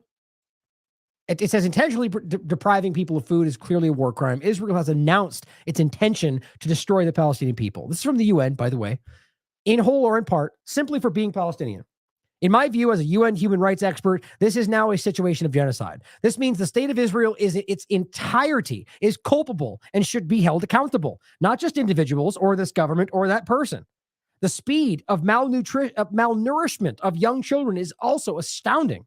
The bombing and people being killed directly is brutal.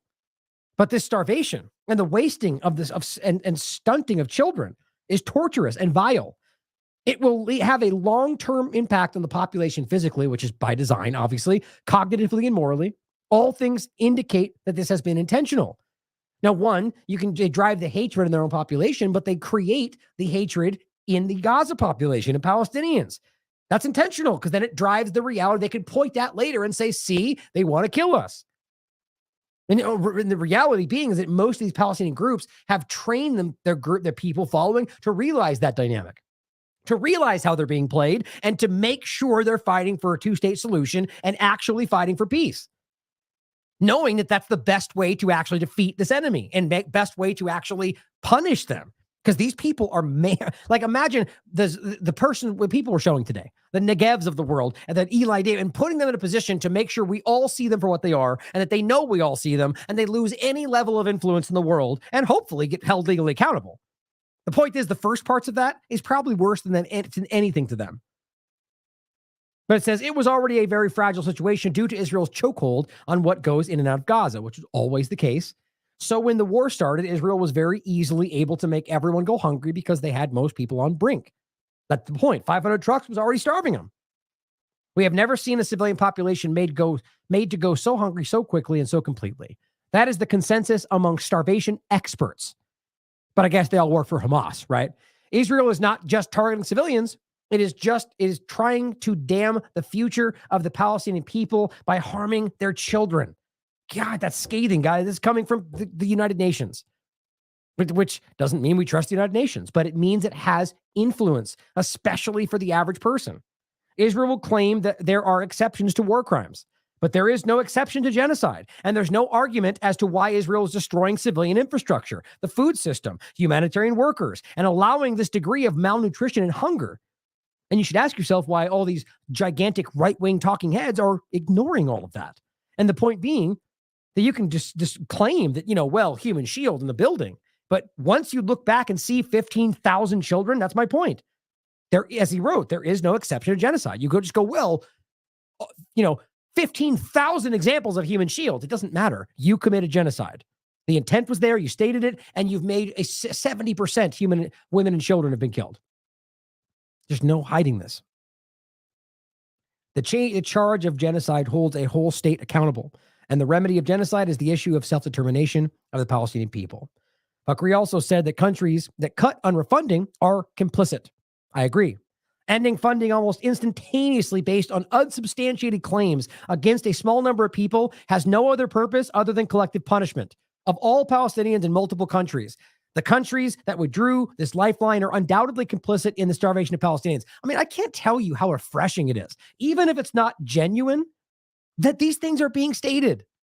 For people like us, that if it's screaming about these things, and look, I just recently said it. There are people out there that have been ringing this bell long before I've started talking about it, long before I even really understood what was going on. And those people, they deserve to be. My point, what I said the other day, is that some of the stuff that you'll see and some of the people that have been talking about this for a very long time are stuff that I would disagree with, that do end up in a way conflating the people with the actual agenda. But either way, there's been people that have been highlighting a lot of these truths for a very long time. Nonetheless, it still is refreshing to see that these people are saying it out loud, finally highlighting what's really going on. Here's the article. You can read it for yourself. Now, the last couple of segments here, okay, good. We're pretty much at the end. Is showing you that they are, in fact, building settlements. That is the plan, and it is 100% going to go forward unless somebody stops them.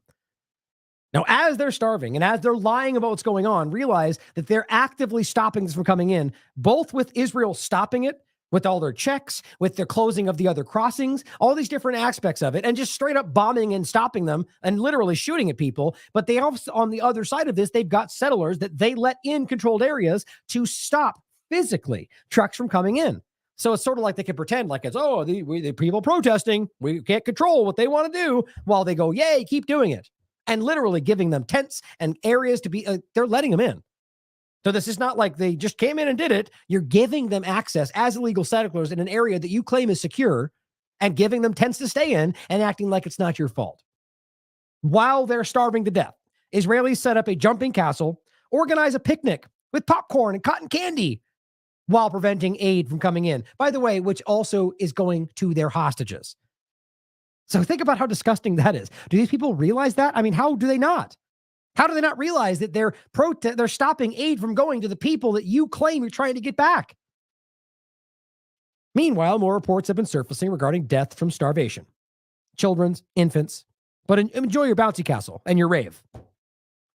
Well, again, this one was the 23rd, and I've shown you examples going back weeks even further. This one is today. 100 people just got shot to death because they were trying to feed themselves, and here they are having another blocking party. Protesters blocked the Karim Shalom crossing, preventing aid trucks from entering. And it says the aunt of abduction says he was kidnapped from the party. Oh, I forgot. I was thinking it was about those settlers. This is what it was, an aunt of somebody who was abducted simply saying he was kidnapped and we have to stop this. And the point is, how do you not realize that you're stopping food from going to that person? Right? This lady, do you not realize that you're starving that person? It's been 4 months. What do you think he's eating, lady? It's just crazy. I mean, they must believe the propaganda. In any case, the point is, this is real. It's ongoing. And it says, meanwhile, they're, blocking the aid. Monsters. I agree. And again, this was on the 24th, but realize they're laughing. These are TikTok videos or other platforms where the IDF are putting out videos of their tanks rolling over food. Joking music in the background. So there's only a couple of ways to look at this. Even if you want to pretend they're not starving, you realize that you're making fun of them. You are literally destroying food, having parties with food, having raves with lots of food, putting out videos of you throwing away food while these people are dying over food. I mean, you just can't make up that kind of disgusting hatred as these children are starving to death.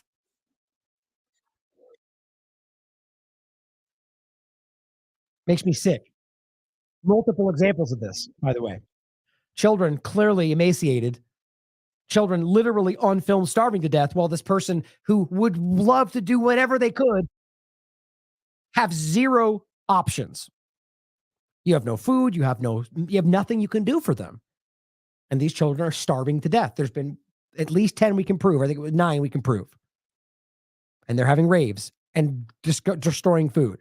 And again, in case you didn't see it, UNRWA has now been forced to suspend, which is important because they're pretending that UNRWA is somehow responsible while they're the ones that created that little false flag scenario. But they're not.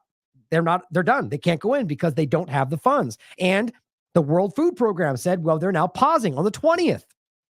So nobody other than Israel isn't responsible at this point, and they're blaming everybody else. Everybody. And I said the Zionists have now gotten what they wanted.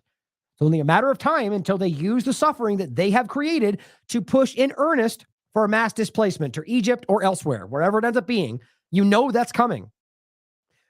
Now, again, what I said earlier, Philip Lazzarini pointing out that over the last 4 months, there's never been more children, more journalists, more medical personnel, UN staff killed in any conflict anywhere in the world. But I guess human shields, right? Right, guys? There's no narrative, no matter what you put on that makes that make sense. And what's their actual narrative? Well, they're all Hamas. They're all with Hamas, all of them. No evidence, though.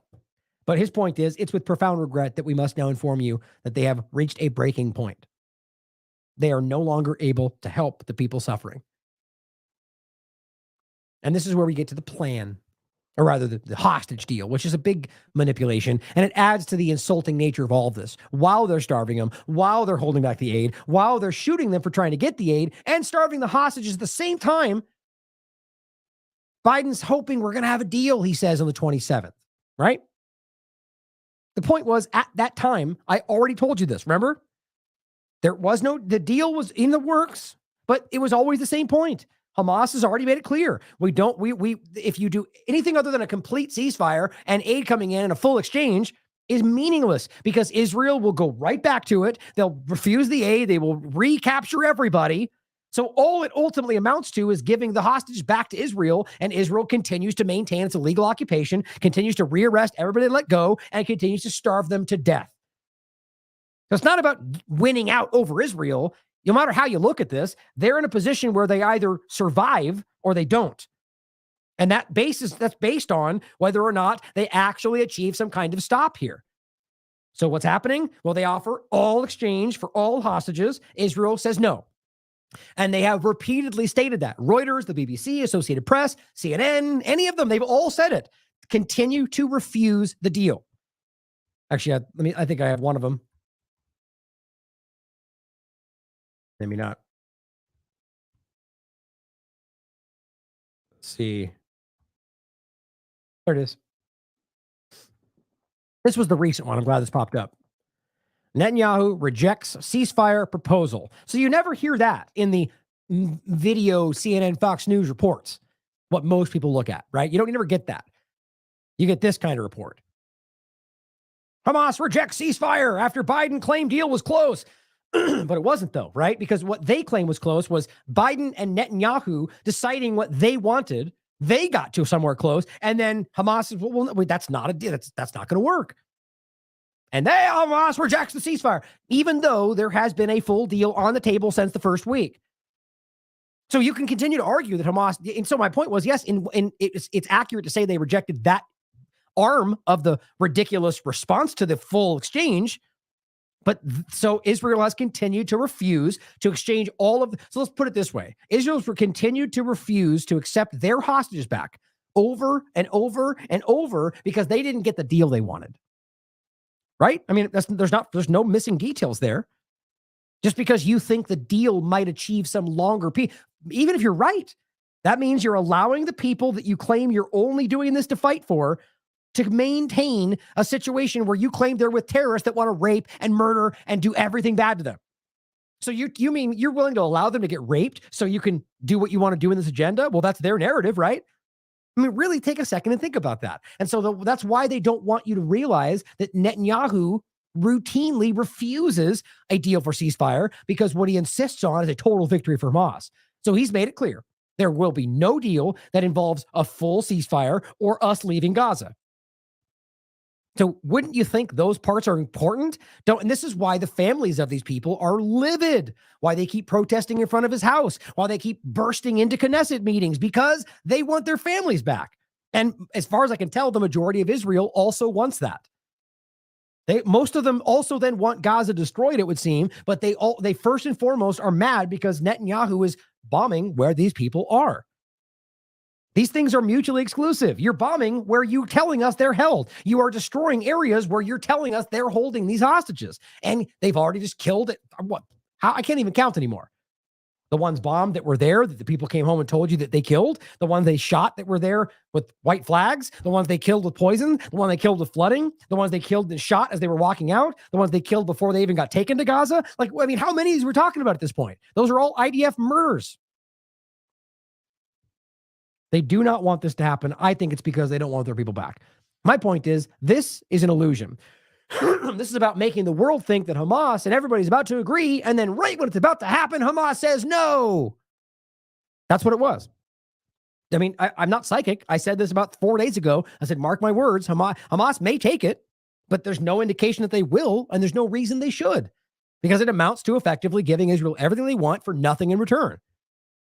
And so I said, and this is Eli David, of course, same liar as usual. Isn't it ironic, he says, that those who shout ceasefire now loudest are also those who reject it? I mean, it's just such an insulting lie. And he knows that. I mean, he knows more than anything because I've been putting it beneath everything he says for a very long time. But I said more lies after Israel refuses to offer the offer for a full exchange of hostages in lieu of only a partial exchange, which is what actually happened. So they offer all hostages. Israel says, no, we only want some of them. And Hamas says no. And that's how you frame it? Hamas doesn't want a ceasefire? I mean, how ridiculous these people are. And it says, even against the wishes of the very families of hostages they claim to fight for. Then go back to bombing where they might be. Here is a journalist who, for Washington Post, New York Times, and so on, as well as a Jew herself, who she's made clear. She says, there are more, some facts. She says, there are now more IDF forces in the West Bank than in Gaza. Think about that. In regard to not just the fact that they're no longer really doing anything, like they're going to tell you they're going in on the ground. They are bombing and just murdering people. But there's also a large occupation force that is continually building into West Bank because they're growing out more settlements. All of that's illegal. I mean, even the U.S. says that. They just don't care. And I'll show that in a second, actually. I think it's right coming up here. One of these right there. That they've already taken 652 acres of illegal settlements in occupied Jerusalem. Like, it's just ongoing. Trump was completely okay with that. But also, more Israeli hostages in Gaza have been killed by Israel than have been saved.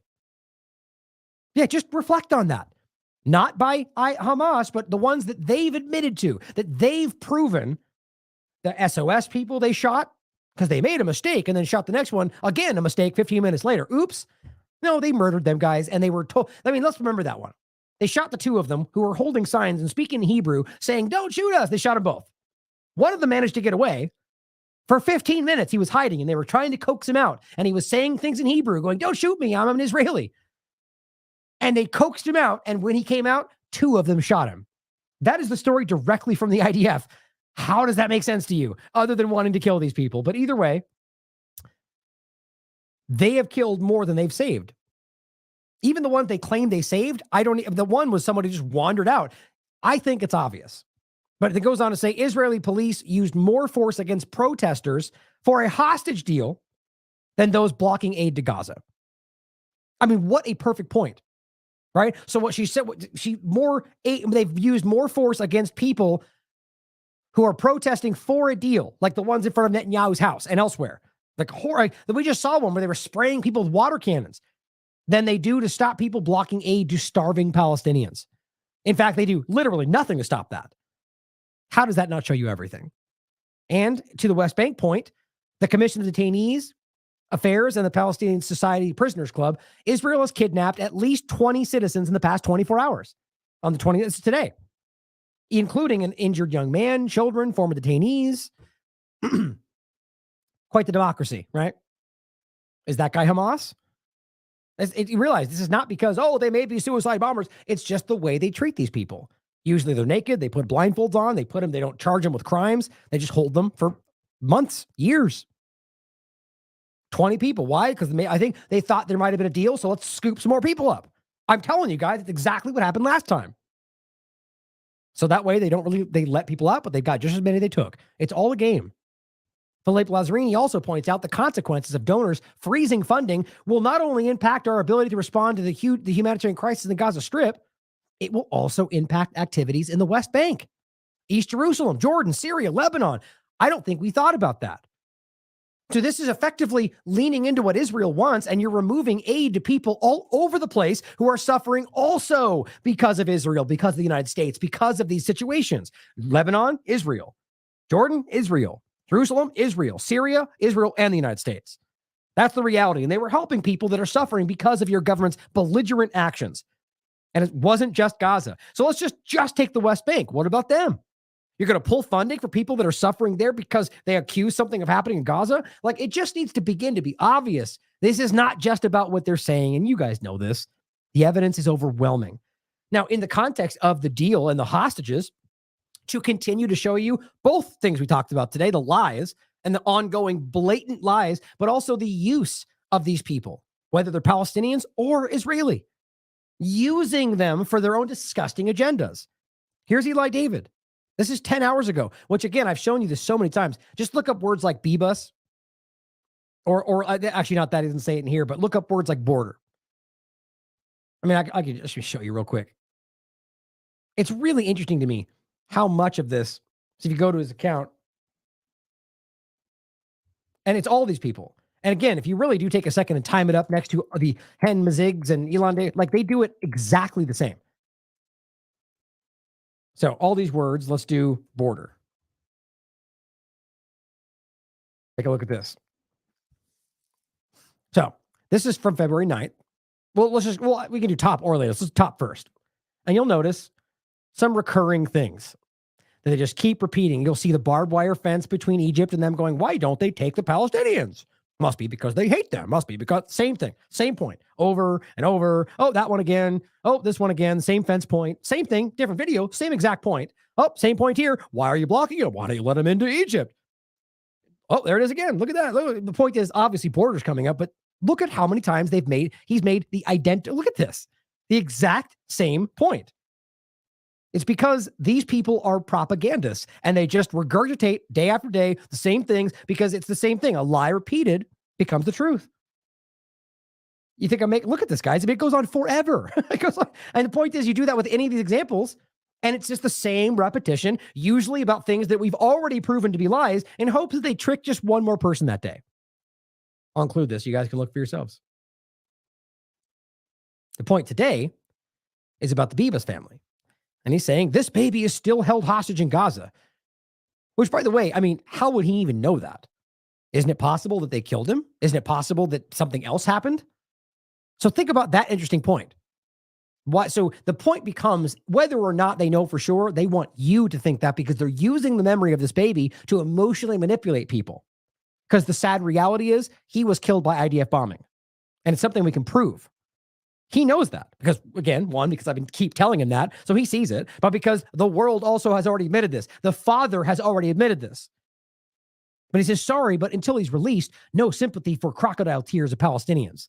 That's all. You're using the memory of this child to try to allow more attack, suffering, starvation, murder, genocide of innocent Palestinians because this person is disgusting. He says, want a ceasefire? Release the hostages. Well, this is the whole ridiculous game. That the ceasefire would release the hostages. You think he doesn't know that? He's just trying to play on the ignorance of people that don't know any better. And as I said, as you know, this family was sadly killed by IDF bombing. as the father made public. And I'll show you next. And yet, even as you know that, you still use his memory. You lie about him, just like you lied about Aaron Bushnell and then deleted it. And of course, I tagged that point just to show people that he's lying about everything. Oh, wait a minute. Hold on a second. I know I had the, there it is. This one. There's an important one. Okay, good. I'm glad. I don't know how I lost this. I had this up too, but I just grabbed it, so no worries. Shouldn't have even said it. So the point is, this is the, again, press TV. So people are going to find a reason to dismiss whatever, but do your due diligence, read the story. And obviously the video you can watch for yourself. Now, of course, on top of that, you could argue that Hamas is making him lie about it. That's also certainly possible, but that goes back to my first point, because he's in captivity still is the point. And apparently all of the family, the mother and the two children, have been killed. And he's on the record saying it was IDF bombs that killed them.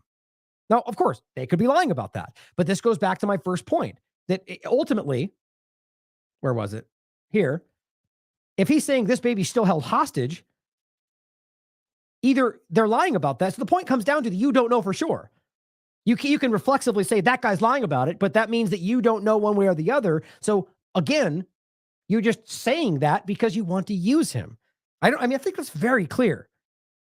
But overall, here's Dan Cohen making the same point. In reporting on the deaths of the Bibas family, which is the reality, by the way, guys, that's the way I need you to understand.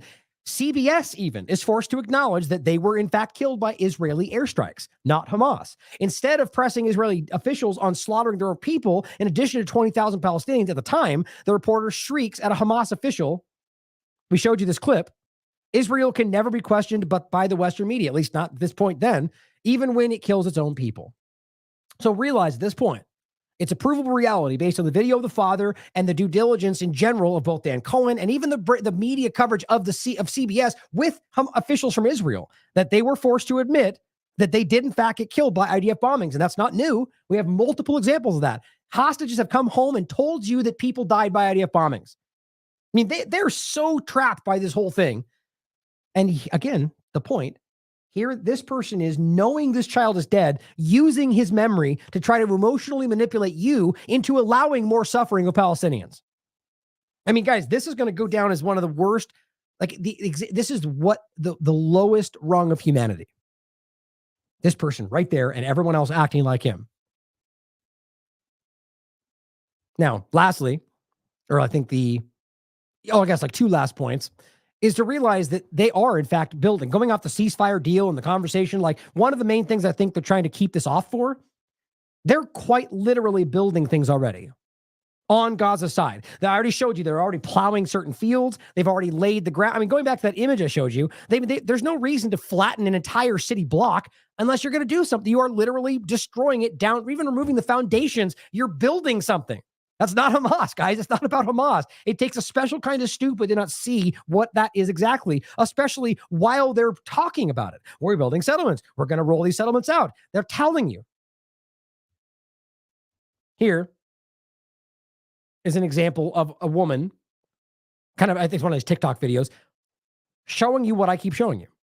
The video of that one settler telling you directly to Biden, we're going to do this. We're coming. You can't stop us. And yet we're all debating in the, stuffy circles of the corporate media whether or not it's real. Can we prove? They're telling you. They've got plans and they've had conferences. They've got money earmarked. But let's debate it. I address directly to President of the United States, Biden, here from the small Israel to the big United States of America.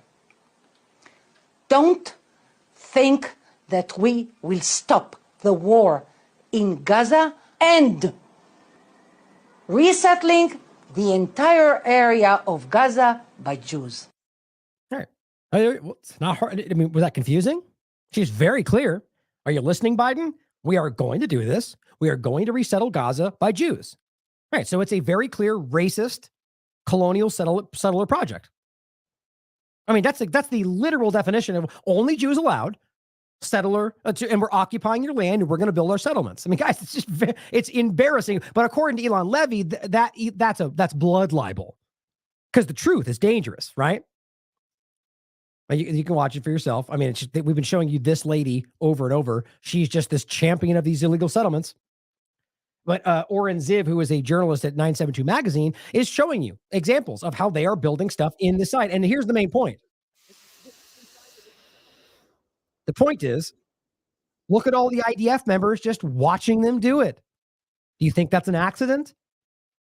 The government is literally allowing them to do this. Shouldn't be shocking to anybody barely paying attention, but for those pretending like it's not happening, you can see them. They're building things already. And by the way, that's ultimately what they're admitting. Oh, that's the wrong one. This one.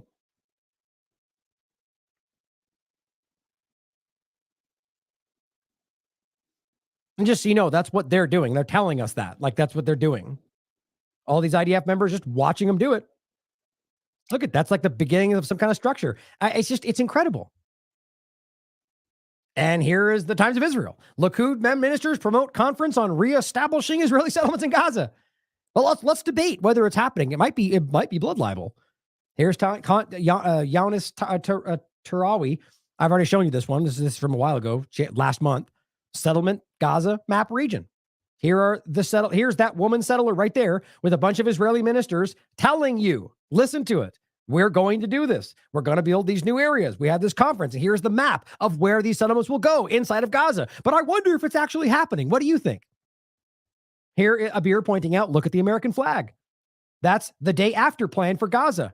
More settlements. That's literally an American. Well, you might not be an American. I might just look closely. I do see differences, but you could just be an IDF member, but it kind of looks to me like an American. Either way, holding an American flag, showing you an advertisement for Blue Creek Construction building in Gaza. But again, I don't know. Let's debate it. Maybe it's not happening. Freddie Pontone points out, in a general sense, the bigger point, that not bigger, but also that it's happening in the West Bank and elsewhere.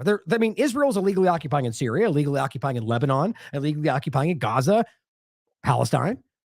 Nothing new. But as it says, under the cover of war, Israel plans to build new neighborhoods for Jews, only Jews, in Jewish Jerusalem.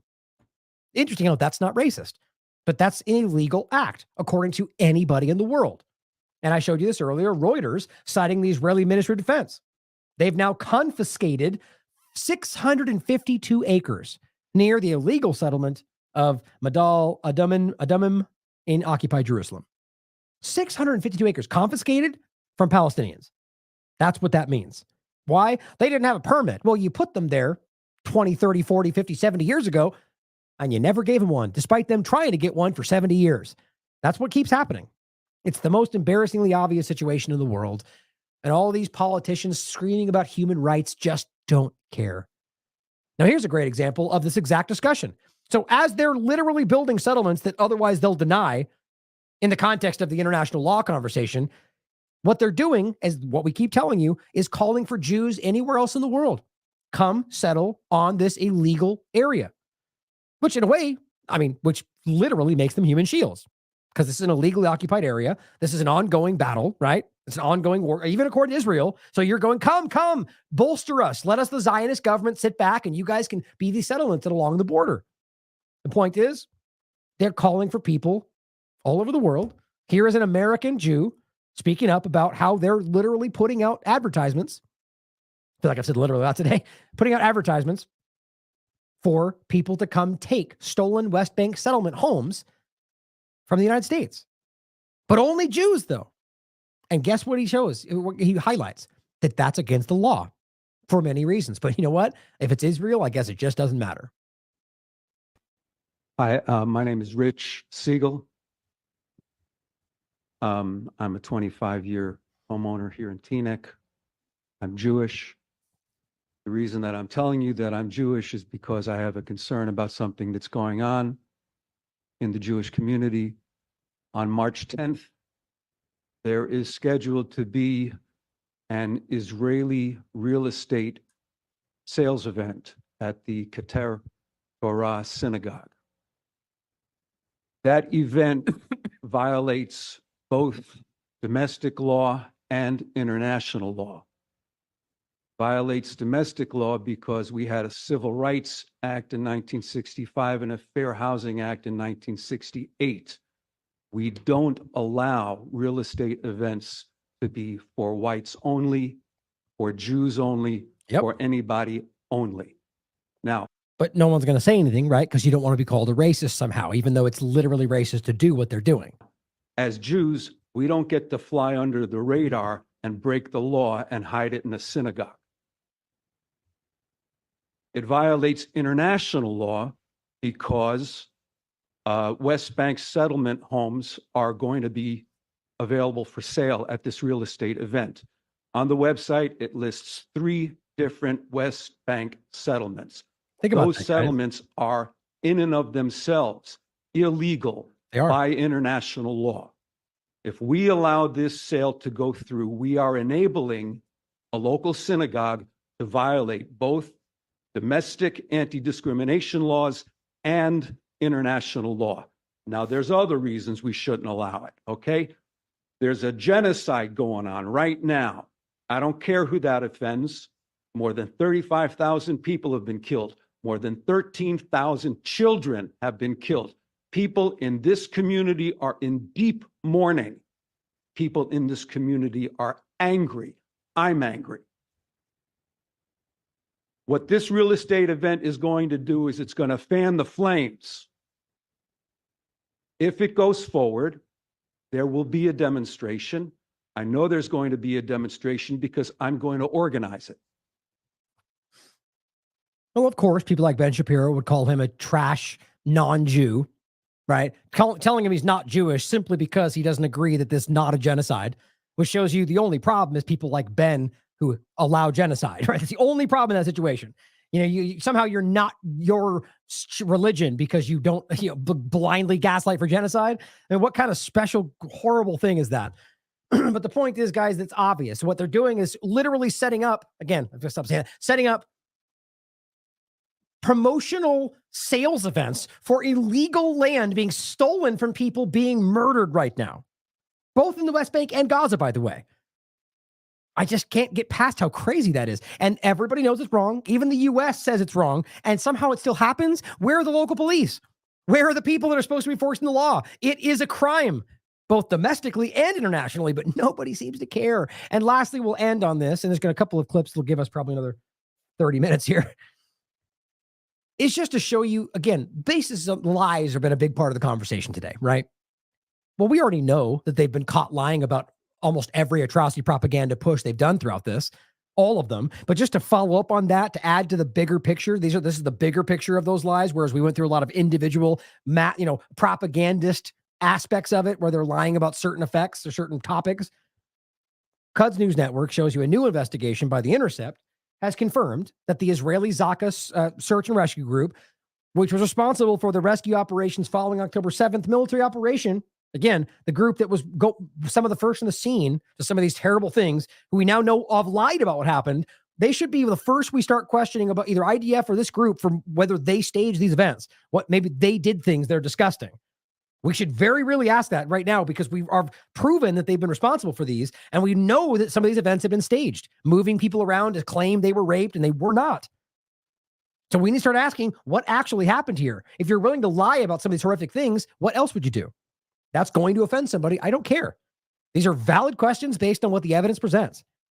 And it says that they were they confirmed that they had invented atrocities and accusations of beheadings and rapes against the resistance to help Israel carry out genocide in Gaza. This confirms a previous investigation by the Gray Zone, which also proved that Zaka leveraged that publicity to raise unprecedented sums of cash. Here's a clip by Crystal Ball. Just again, a lot of people have been breaking this stuff down for a long time. So it's important to recognize that there's been a lot of people that, it's the same way this always goes. You end up getting people that are kind of on the cusp of the corporate media that kind of package together what a lot of people have been screaming about, and it gets a lot of reach.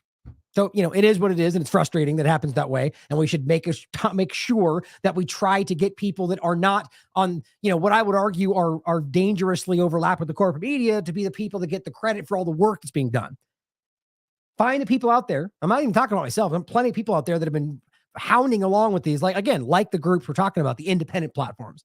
But again, nonetheless, this is still a video that I think is good, well done and important to talk about so we can see this. but realize how clear this is. We all know this. They're running from this. The evidence is overwhelming. It's just a question of when your supposed leaders decide to do something about it. Massive scandal is developing at the New York Times, where it has now been revealed that the co-author of a discredited article on rape on October 7th, liked genocidal posts on social media, is a former member of an IDF intelligence unit, and had not even worked as a journalist at all prior to taking on a central role in Times coverage. The Times is now investigating the journalist, a woman by the name of Anat Schwartz, but the questions about this incident go so far beyond this one journalist and her appreciation for psychopathic social media posts. So here is the backstory. On December 28th, by the way, really quickly, for some reason in my mind, I was mixing up Crystal Ball with somebody else, but either she's this person, just to make it clear, is 100% corporate media. So let's make sure you recognize that. And that might make my point even more clear. the New York Times published and news alerted what appeared to be an extensive investigation into one of the most fraught and contested parts of the Israeli October 7th narrative, that sexual assault was used by Hamas systematically as a weapon of war on that day. The piece was headlined, "Screams Without Words, How Hamas Weaponized Sexual Violence on October 7th, and the byline named three different authors, Jeffrey Gettleman, Anat Schwartz, and Adam Sella. Now, the fact that Hamas committed atrocities on October 7th is not in dispute. However, certain particularly horrifying anecdotes claimed by the Israeli government have fallen apart under scrutiny by Israeli outlet Haaretz. These debunked claims include that 40 babies were beheaded, that a baby was found in an oven, and that a pregnant woman had her baby cut out of her, among others. It is no accident, of course, that these stories were propagated. This agitprop about the barbarism of Hamas was crucial for Israel in their attempt to justify a barbaric assault on the Gaza Strip. So this piece, Screams Without Words, was published by the New York Times purporting to back up Israeli assertions about widespread rape on October 7th. It was incredibly significant. But no sooner had the piece been published that major problems emerged. The family of a woman murdered by Hamas, who was presented as a central figure in the New York Times narrative about widespread rape, denounced the story in furious and unequivocal terms. They claimed that when the Times interviewed them about their murdered loved one, Gal Abdush, under false pretenses, the family said that they had no indication Gal had been raped, no evidence to support such claims, did not believe them to be true, and that they had no idea that the Times had planned to say that Gal had been raped. So just take a second and resonate on that first. Really, they knowingly misrepresented what that person went through. So, and first of all, if they were going to do that, clearly they don't have evidence to claim these things, right? So this is a coordinated propaganda campaign to manufacture an illusion about what happened using real people. I guess hoping that they would just toe the line because support Israel no matter what. Like that's what they've always leaned into, right? But these people don't want to go along with it. She spoke up and said, no, that didn't happen. So just think about how crazy that is, that they went out of their way to manufacture the story using her story, knowing she would see this, knowing they lied about her, and thinking that just wouldn't blow up in their face. Or is it just that desperate? Maybe both. I guess it's kind of hard to kind of reflect on what this must be like right now for the people who have been pushing this as if you're the only one in the world that doesn't see it, right? You're such a crazy anti-Semite. How everybody, and it's, think about that. Like, think about how insecure that must be right now. It's hard not to feel good about that because these people are disgusting, in my opinion. But at the end of the day, some of them might be manipulated, but they have lost control of this. Now, it's just a matter of time before some major event gets pushed into our view to try to pull this another way, but hard to see this not continuing to end up in somebody going to jail. I mean, how do you end up with this I mean, we'll have to wait and see, but at the very least, Netanyahu, but I think we know it should be more than that. Multiple family members told the Israeli press that the media invented the story and demanded that they stop spreading lies. Gal's story comprised no less than 1/3 of the lengthy Times report. And that was really just the beginning of the problems with that report. Key witnesses were caught telling inconsistent stories to different news outlets. Screams Without Words had relied on the testimony of a volunteer with an ultra-Orthodox nonprofit called Zaka that had been caught fabricating some of the most visceral debunked anecdotes about October 7th, including that one about the 40 beheaded babies. So here's kind of my point, though, is like, have you not already heard this base, other than the port about the new additional part about the New York Times aspect, which is public information? Have you not already heard this kind of compilation from 14 different people, myself, Max, I mean, a lot of people. So I just think it's interesting that what is it about the dynamic today that makes this video become the viral part of it. Like, I'm not even really unhappy about that. Like, I'm glad this is getting reach. I'm glad I actually don't really dislike her that much. I just don't like the corporate media side of this. And it makes you wonder, why is it not groups like us or anybody else that's been screaming? How about Electronic Intifada? I mean, they are in my opinion, a very reputable outlet that has very obviously high concern about human life. And they have been talking about this longer than most. And why don't they get all the recognition? Why aren't they the video? And he's made a lot of great videos just like this that I just find that interesting. It's frustrating, right? That's the controlled flow of information. And even when we're winning in certain ways, we're getting it the version that they allow us, if you look at it like that. Isn't that frustrating? Anyway, I'm done harping on that. I just think it's so interesting. Now, again, great video. Don't let me diminish what she's saying. And the Times itself, well, they appeared to lose confidence in the reporting. As our colleague Ryan Grimm, along with Daniel Boguslaw, reported for The Intercept, an episode of the New York Times flagship podcast, The Daily, had been planned to detail the reporting from the sexual assault piece, which had originally been much hyped by the New York Times newsroom. But as the quote-unquote reporting in the piece fell apart, the Times was left with a major dilemma about what to do. Should they ignore the problems, stand by their shoddy reporting, and push out the Daily episode as recorded? Should they edit the Daily episode and attempt to correct the record, add caveats, and effectively admit the problems with that original report? Or should they take the coward's way out and just shelve the episode entirely? Now, a responsible outlet would either correct the original story or retract it, given the serious journalistic failings that have been brought to light. But the Times chose to keep their propaganda piece as is, shelve the Daily episode, and hope that everyone just moved on. Incredibly, the lead author of that piece, Jeffrey Gettleman, was at great pains to explain that as a journalist, he did not see his job as providing evidence for his reporting claims. Wow. Take a listen. I don't want to even use the word evidence, because evidence is almost like a legal term that suggests you're trying to prove an allegation or prove a case in court. That's not my role. We all have our roles, and my role is to document, is to present information. Propaganda, right? Without facts, it's a narrative. That's pretty embarrassing. I don't know whether you realize what he just said or not, but wow.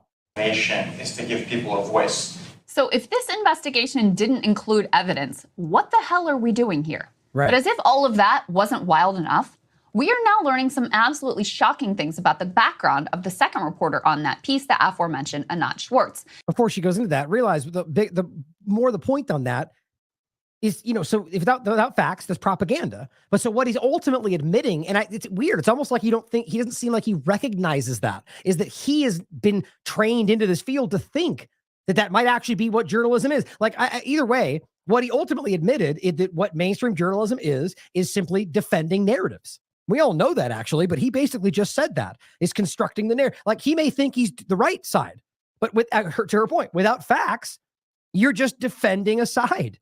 I think we all actually know that's what's going on today, even in independent partisan media. Shout out to the Squirrel for doing this digging online. First of all, on October 7th, Anat liked to post calling for Gaza to be turned into a slaughterhouse. This post was so overtly genocidal in its rhetoric that it was actually cited in South Africa's filing at The Hague. The post read in part, "One principle that needs to be abandoned today, proportionality. Need a disproportionate response. May Israel see what she is hiding in the basement. If all the captives are not returned immediately, turn the strip into a slaughterhouse. Wow. If a hair falls from their head, execute security. Sounds just like Kid Rock. Prisoners violate any norm on the way to victory." The post goes on to explain, quote, "Those in front of us are human animals." Anat also apparently liked a post about that 40 beheaded babies lie, and another one calling for an effective propaganda operation to equate Hamas with ISIS. Love for our journalists to be out here explicitly advocating for propaganda campaigns. This is completely insane. If a journalist had liked similarly genocidal post calling for Israel to be turned into a slaughterhouse, right, it would be a national scandal. The entire New York Times leadership would be dragged in front of congressional hearings and summarily fired. In fact, the New York Times forced out a prominent staff writer who was not involved in Israel-Palestine coverage simply for signing a letter opposing Israel's genocide in Gaza. Wow. The International Court of Justice, of course, has now agreed that it is in fact plausible Israel is committing genocide. Now, after Anat's posts were exposed, she locked down her Twitter account, deleted most of her history before returning. While she can delete her social media history, she can't really so easily delete her professional past, which, if anything, is actually even wilder. So apparently, prior to landing this plum gig at the New York Times, Anat Schwartz had never worked as a journalist, never published a single piece anywhere ever. Wow. Before being scooped up by the Times in November, just after the October 7th attack. She had been working as a small-time filmmaker. Perhaps the Times was looking for someone with a flair for the cinematic. But come on. I mean, I think, you know, my opinion, obviously, that was placed there. Who do you think by? You guys can decide for yourselves. That doesn't happen. New York Times doesn't just hire some random non-journalist who first time writes about stories that are being propagandized by the Zionist agenda. I think you know what placed that there. But that's my opinion. I mean, I'm not like trying to hide it. The point is, it's obvious to me that it would appear that's a Zionist tactic to place somebody in a controlled platform.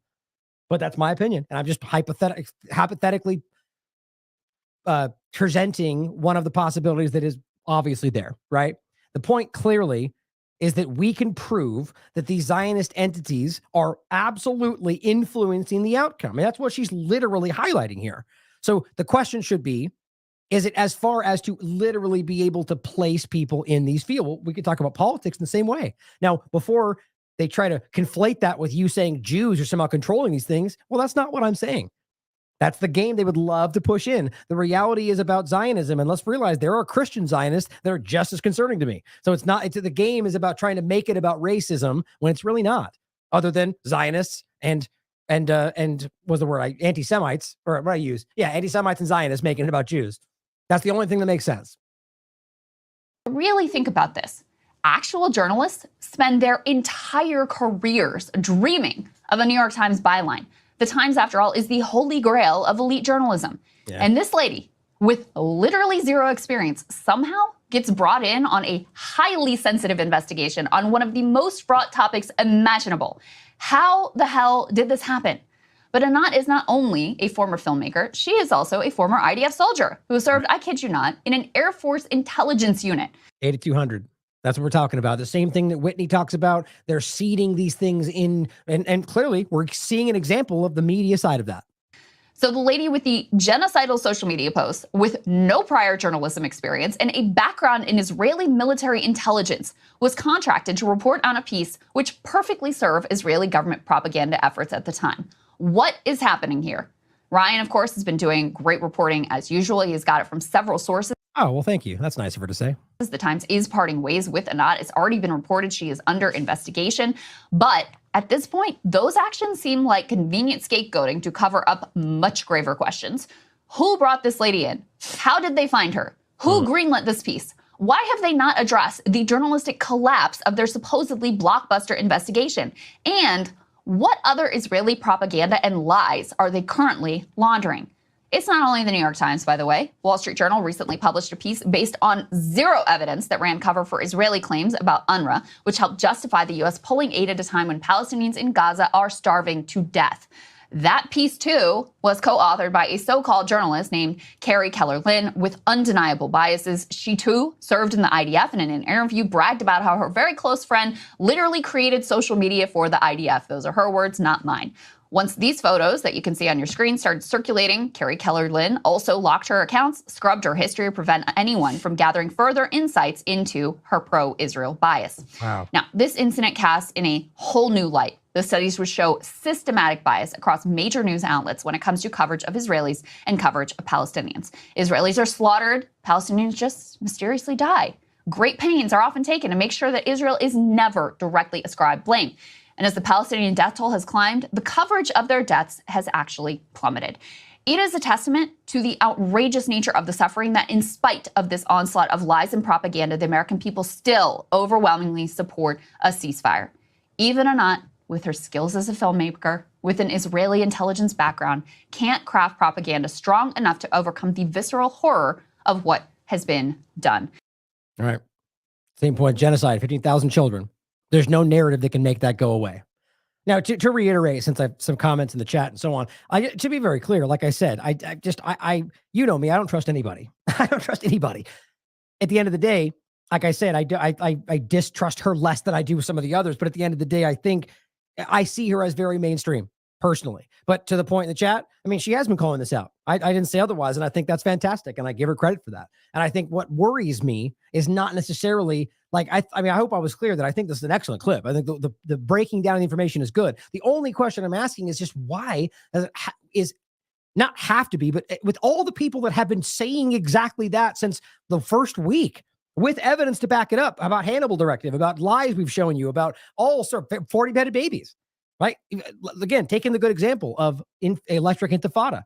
They were one of the earliest people on Gray Zone and Wanda Wise for like exposing that with real evidence, and yet it didn't really go anywhere, not in the sense like this. I just want us to reflect on that. And I'm not even saying that that's her fault. I just think it's interesting the way that we see very clear examples of controlled flows, even in ways that seem like we're breaking through. It's like, again, I just think that there's always levels of, you know, let us win, but in the way they want you to. Like, so it's managing the loss, like I talked about the other day, right? Just think about that. So bringing this over to the last 2 points here, Aaron Mate points this out, and I think it actually, I can't tell if it actually comes from Low Key's investigation on this or whichever it started, but Aaron Mate writes, guess who was an advisory board member for Zaka? Like one we just talked about, right? The group that has been seeding these lies from the beginning. You won't remember this guy we talked about? The scam Israeli rescue group that was spreading October 7th claims, he continues, including beheaded babies, mass rape, and so on. It's this guy, which his name was, I think he says it in this video. I forgot the name on top of my head. But remember, this was the guy that was hassling the vendors, the Palestinian vendors, who was telling him, "Oh, I'll send you to Egypt. You can have your fingernails pulled out." Like this guy was Obama administration. He's been behind some of the. I'll let the video speak for itself. The point is, it's interesting that he tried to pretend like, "Oh, I was just kidding," and didn't think it would get out anywhere. It turns out he is directly tied to the groups who have been lying and propagandizing. And what it speaks to is a systemic problem. Not a big surprise there to our government, not only with racism and these kind of policies, but I mean, literally everything we're talking about. Starvation campaigns, illegal sanctions, occupation. Like these are the people that have been behind the what this government and these powers have been doing in the Middle East, the absolute destruction of lives, societies for a very long time. And at the complete expense of all of these people while pretending you're doing it for those people. I wonder where Israel gets it from, right? Let's play this clip. We've all seen this footage of Stuart Seldowitz abusing a street vendor in New York. If we killed 4,000 Palestinian kids, you know what? It wasn't enough. But who is Stuart Seldowitz and what has he been a part of for all of these years? Stuart Seldowitz, the 3-time recipient of the State Department's Superior Honor Award. He served in the State Department in their Office of Israel and Palestine Affairs as Deputy Director during the Bush years. This racist man had a role in managing the lie of the two-state solution. The two-state solution that was the subterfuge through which Palestinians have been continually battered by years of Israeli occupation. The PR drive around the world, the mirage for a future that never existed. Stuart Seldowitz also was a national security advisor to President Obama, the same President Obama who led the NATO intervention of Libya, which saw the country bombed 7,000 times in a 6-month period, that led to Libyans trying to escape and drowning in the Mediterranean. His words are not just frivolous sentences coming out of the mouth of a racist, they are actual policy. Some of that in Egypt will get your parents. Go. Does your father like his fingernails? They'll take them out one by one. When he speaks so easily of fingernails being removed by pro-Israel and pro-US dictators, he is not simply using poetic flair. He means people have their fingernails removed by those who are merely satraps of the US empire. What we heard on the streets of New York was an articulation of what has been effectively US policy towards the region throughout the time that gentleman has been employed by the US State Department. But beyond the outrage and the immediate association of Stuart Seldowitz with the US government, Obama and Bush, and bipartisan necropolitics of US empire, let's also look at the place that listed him as an employee at the time of his harassment of this man on the streets of New York.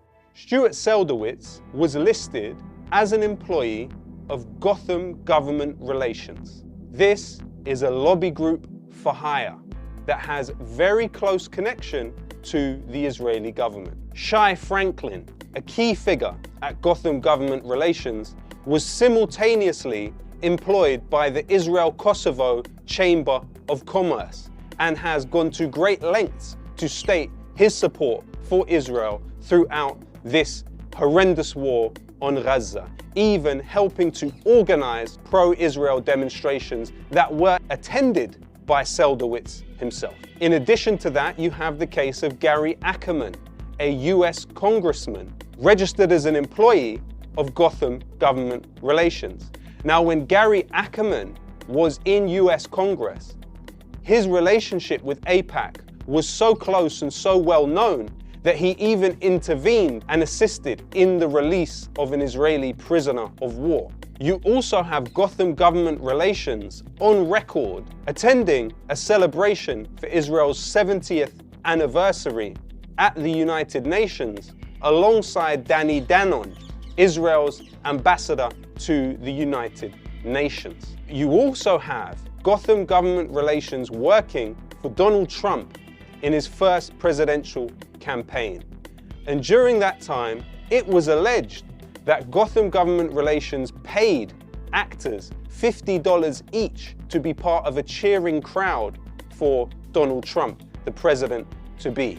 Stuart... Isn't that interesting? Point is, that's always happening. On all sides, really. That's the game. But think about how that's happening now. They must be drowning in how much money they're spending, even as they lose the narrative, to try to force people to lie online. I wonder how much these propagandists are getting paid. What do you think? Seldowitz is not an aberration. He is part of a wider push across these last decades that have seen genocidal wars visited upon people of Western Asia, the Middle East, and further afield. It has seen people of Afghanistan eviscerated by NATO's occupation. It's seen people of Iraq bombed with depleted uranium, which would ensure that future generations were likely to be born in horrific circumstances, and an increase of cancer which was even larger than that left in Hiroshima. The wars that Stuart Seldowitz and his government exacted upon the rest of the world caused unspeakable human suffering. And so the ideas that we hear and revile at when he spoke them to a street vendor in New York were not merely poetic flair, they were actual policy. Alternatives like Double Down News, who engage directly in a critical way with the issues of the day. Bottom line is, you can support him with the link on this thumb with the show. I wish he wasn't using Patreon, but either way, I think Loki's doing some pretty good work, man. And I'll leave it there for today. And I think that it's very, very, very clear, which I don't, it's getting to the point to where I even wonder if I'm wasting time continuing to try to highlight how obvious this is, when it seems like I may only be arguing with the politicians who don't care about the truth, as you all seem to agree. We all see it. I can't tell yet, but I mean, we're going to keep following this, but it's just very, very clear what's going on. And again, that's the part that's really causing so much. It's what makes this so difficult for people who've been brought up to think that they can affect the outcome, who are watching this thinking, hey, I'll just call my politician. I'm not okay with this. And they don't care. You know, and that we can see that the populations are speaking up and they're protesting and they don't care. They didn't care in the past. So this is where we need to find these new steps forward on how we actually achieve this, especially with a government that doesn't care what you think. But in this moment, for me, it's about trying to stop what we're watching happen, trying to minimize the amount of suffering happening to these people, and not just the Palestinian people, obviously, but the Sudanese people, the people in the Congo, people that are suffering because of these same political actions, the same belligerent foreign policy. But I think it's important to end in general on the fact that we are doing that. You know, it's not that we're just going to see a blanket stop because they're like, oh, you caught us. You know, we see that you see us. they're going to go harder when that happens. And we know this. We can see that the end to that game of giving up would be jail, possibly being put, any number of, depending on where you're in the country, being put to death, or in the world, I mean, for what they're doing, committing genocide. And I think that it's the whole cornered animal analogy. So we're going to see these people push harder, but I think it's important that we recognize that our actions are directly achieving change. Now, that's different than our actions and our wants and desires affecting the outcome. Our governments don't seem to care what we want in regard to their policy, but by speaking up around the world, and I don't mean just being countries and areas and counties, I mean collectively, like the peoples of the world standing up and marching and in some cases influencing positions of power to speak up, we're directly influencing the awareness around that, which in and of itself is influencing what they're doing. Not their policy, but in the real time, whether what they're able to get away with, what they're able to, and I think that in a way might begin to lessen their willingness to continue to murder people, especially if the U.S. government can be pushed into stopping funding, stopping, sending weapons. So overall, just recognize that it's a powerful moment, that the Palestinian people have been screaming for attention, rightly so, for a very long time, and they finally have it. The only difference is whether Israel is going to stop because of this foreseen repercussions. And I think that's what we need to strive for. In any case, thank you for caring about innocent people, which is I frankly don't think it's as prominent as we may think today. I think a lot of this is also about politics, but I think we're seeing a lot of average innocent people that haven't been really tapped into this, like that girl I'll talk about on their show, who it's overwhelming because they've never really seen this. They finally recognize this, and it's just uncomfortable. And then you get attacked by people who don't want you to acknowledge the reality. So it's a hard time, but just recognize that you are changing the world for the better simply by existing, just by believing that people need to, by being the good person that you are and believing that we can make a difference. You're changing the world just by being that person. So act in those ways, like we talked about the other day. The small individual actions, or I think I might have said this on an interview, but the best way to make change is just be that person. That's the whole be the change analogy. People will see that you're being that person, and they'll hopefully try to rise to the occasion. And one by one, you continue to influence the world around you. And I think we're doing that with this community. We're doing that with the conversations we have, showing people that there is another choice. You don't have to, hide who you are because someone's going to attack you for being less or this, or you're not manly enough or whatever. Just be who you are. Unabashedly be who you are and fight for the things you know are right. Changing the world one person at a time. I love you all. As always, question everything. Come to your own conclusions. Stay vigilant.